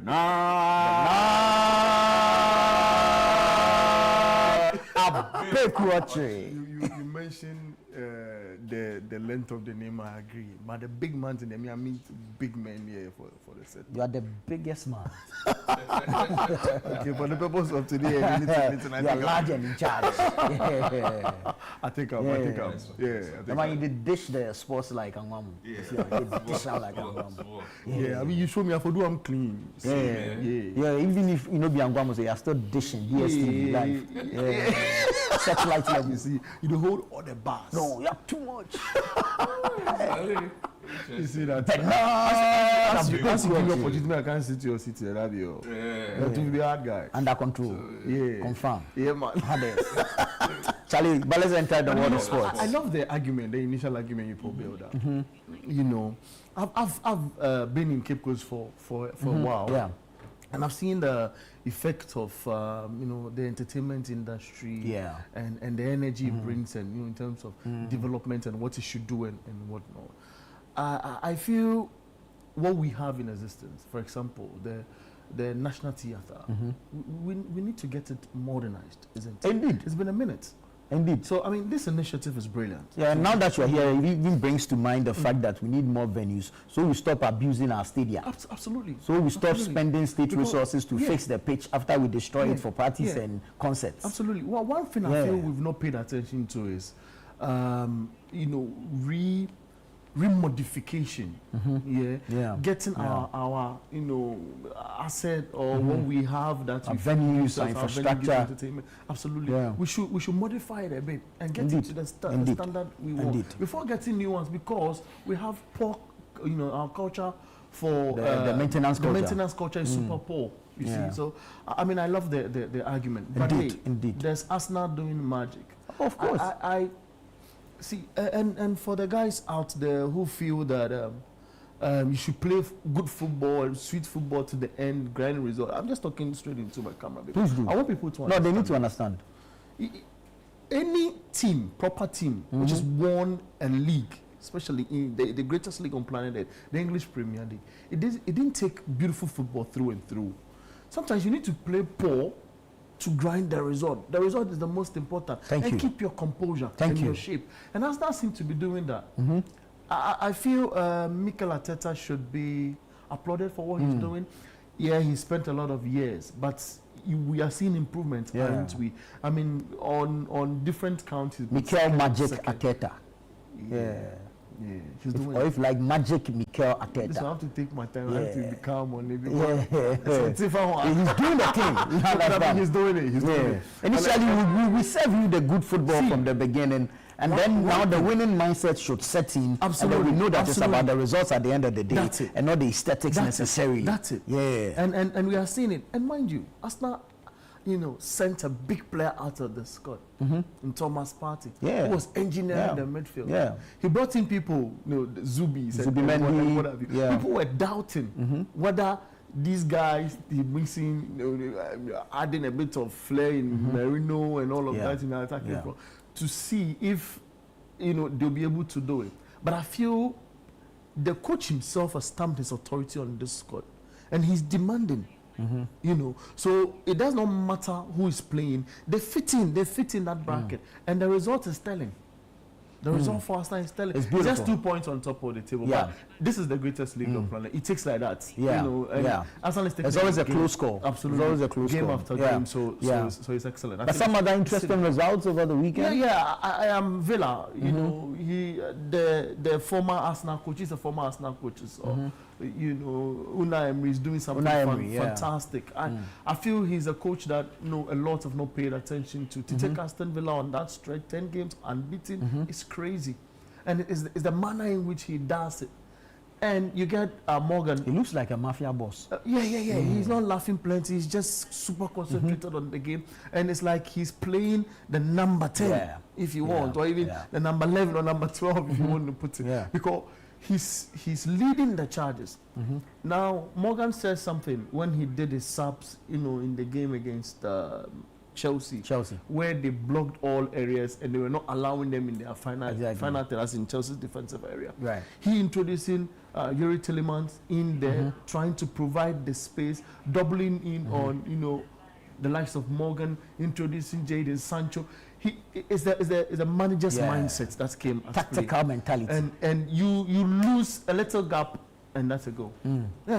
You slow down anything. Very and it's smart touching. play. Yeah. It's the manager. I admire managers a lot because I feel you can get very talented footballers around, but if the manager is not that good, it's not up to. And we have an example in Ghana. Yeah. Right? Oh, Charlie, this tournament will expose plenty people.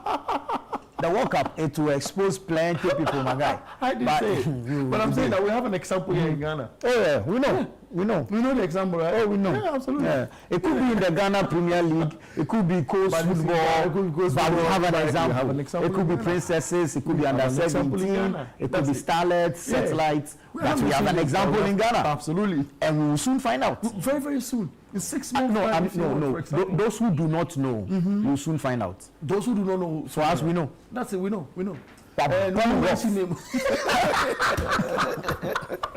We're not going to mention anybody's name, but he knows himself. But let's see. Maybe they should allow him to make his own selection. I say, maybe they should allow him to make his own selection.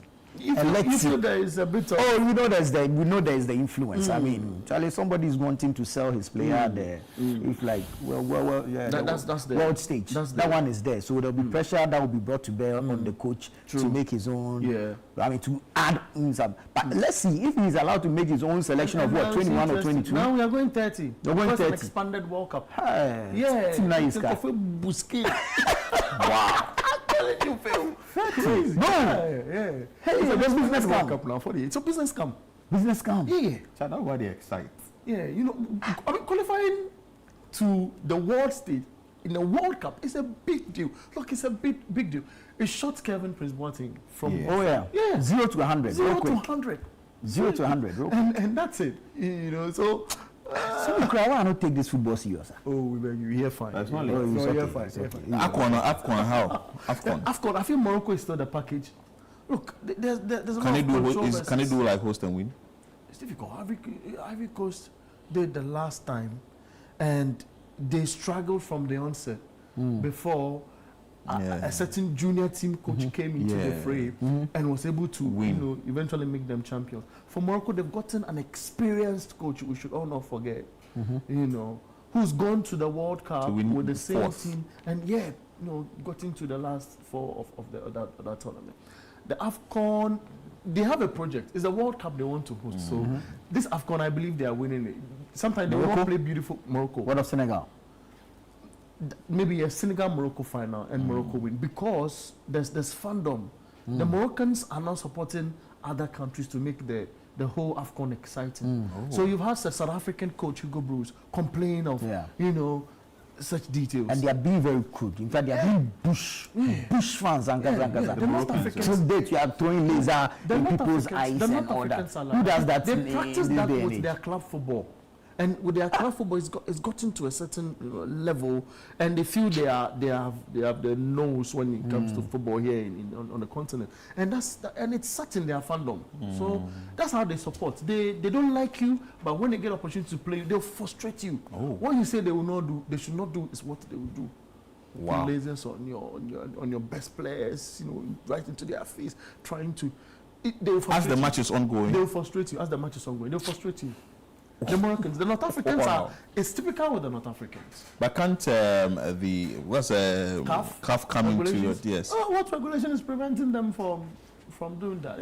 It's fun. For the tournaments, like for example the World Cup, and we have the security side of the World Cup tell us that look, we don't want African fans to come into the stadium with Vuvuzela, and all of that, unless it's a registered group and all of that. So it's trying to minimize it. But this AFCON is open. This is our culture. This is our tradition. We want to have fun, So but throwing laser into people's eyes is bad, especially when they are taking the spot kicks and all. It's bad. When there's a free kick, they are going to do it. When it's a spot kick like a pen, they are going to do it. And it's iconic with them. Oh, it's wrong. It's wrong. It's super wrong. Anyways, let's talk about some exciting things at the AFCON. I'm Côte d'Ivoire, Cameroon.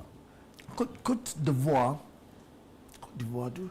See, it's suffered in the past, that's national team, because they had stars. In the last I think that's what Senegal has now. Senegal also has a lot of stars now. And good for Senegal, they are playing as a team. Okay, they are gelling. Yeah. So you can see that in their play on the field. Okay, they want to do it for each other, all of that. But for the Ivory Coast team, I feel is a mixture of a new generation sort of to look for new emerging. AFCON always produces these emerging stars. Who sitting well with the guys who have a little bit of experience. Yeah. You can look at the backdrop of what they did in their home country and won the trophy. Yeah. But here is difficult. Should they even meet the Moroccans in the quarterfinals or semifinals? The Moroccans will frustrate them. Oh wow! They'll frustrate them to kick them out. Because the Moroccans also play as a team. They play. It's quite disappointing Ghana is not there. It's a shame. It's a shame actually. It's quite disappointing that we are not there. Especially because Ghana is not. I'm not feeling the vibe. Look, and it's the people in Morocco. You see, Ghana comes with this vibe. It's when we went to that World Cup where we got to the quarterfinals. Yeah, we had the whole of Africa following us because we brought out a lot of talent. We've churned out a number of great footballers in the world. Yeah, from Abedi Pele to Tony Yeboah to Quincy Owusu-Abeye to Edu Skilling to the Baby Jet Asamoahs, to the Barfords, to the Lai Kingstons, and to the Kudoses. Yeah. It is stars upon stars. You get it. And we've had players here who've played for the national team who are blacks. We know this history. Who've captained a white man's football club. So we produce a lot of stars. The point is, a tournament like this gives us the opportunity to stay consistent with our football and tell them that, look, this is the hub, if you want, of churning great African footballing stars into the stream. Bernard Abik-Wachu, thank you so much. We have a lot of work to do in Ghana, actually, and we'll see what we can do about it. There is a message coming. It said, good morning. Happy 4th birthday to Precious Ohenewa Adepa. You are a true blessing. There was another one. No, mention the name so that we know whose birthday it is. Okay, Ohenewa Precious. To our precious Ohenewa Adepa Liana. Oh, okay. She's in Japan or something. She's the one saying good evening. Is she in Japan? Japan. I think the parents are wishing her. Rather. Yeah, that's what I say. Yeah, so our precious. Yeah. But the first name, no.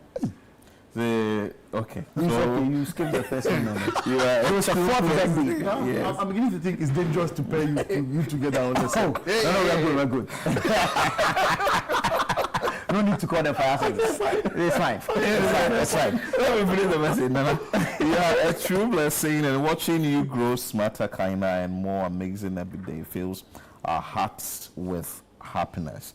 Always remember how special you are and how deeply you are loved from your mom, Sarah Enima, and your uncle Samuel Boche. That's an amazing one. All right, so Ohima Adepaliana, happy birthday to you. We wish you God's blessings. This is from your mom and your uncle, and we say cheers to long life. All right, to you out there, thank you so much for joining us. This has been another exciting episode or edition of Breakfast Daily Live on Channel One Television. We know we're still in a celebratory mood, but let's be modest and let's be security conscious even while we enjoy. As for the enjoyment in the must happen, you can ask Abiku, full enjoyment minister. You understand? We will enjoy, but enjoy in moderation and have your. You understand? So generally, anything, if we come out with, I know something. That's not what I am feeling like to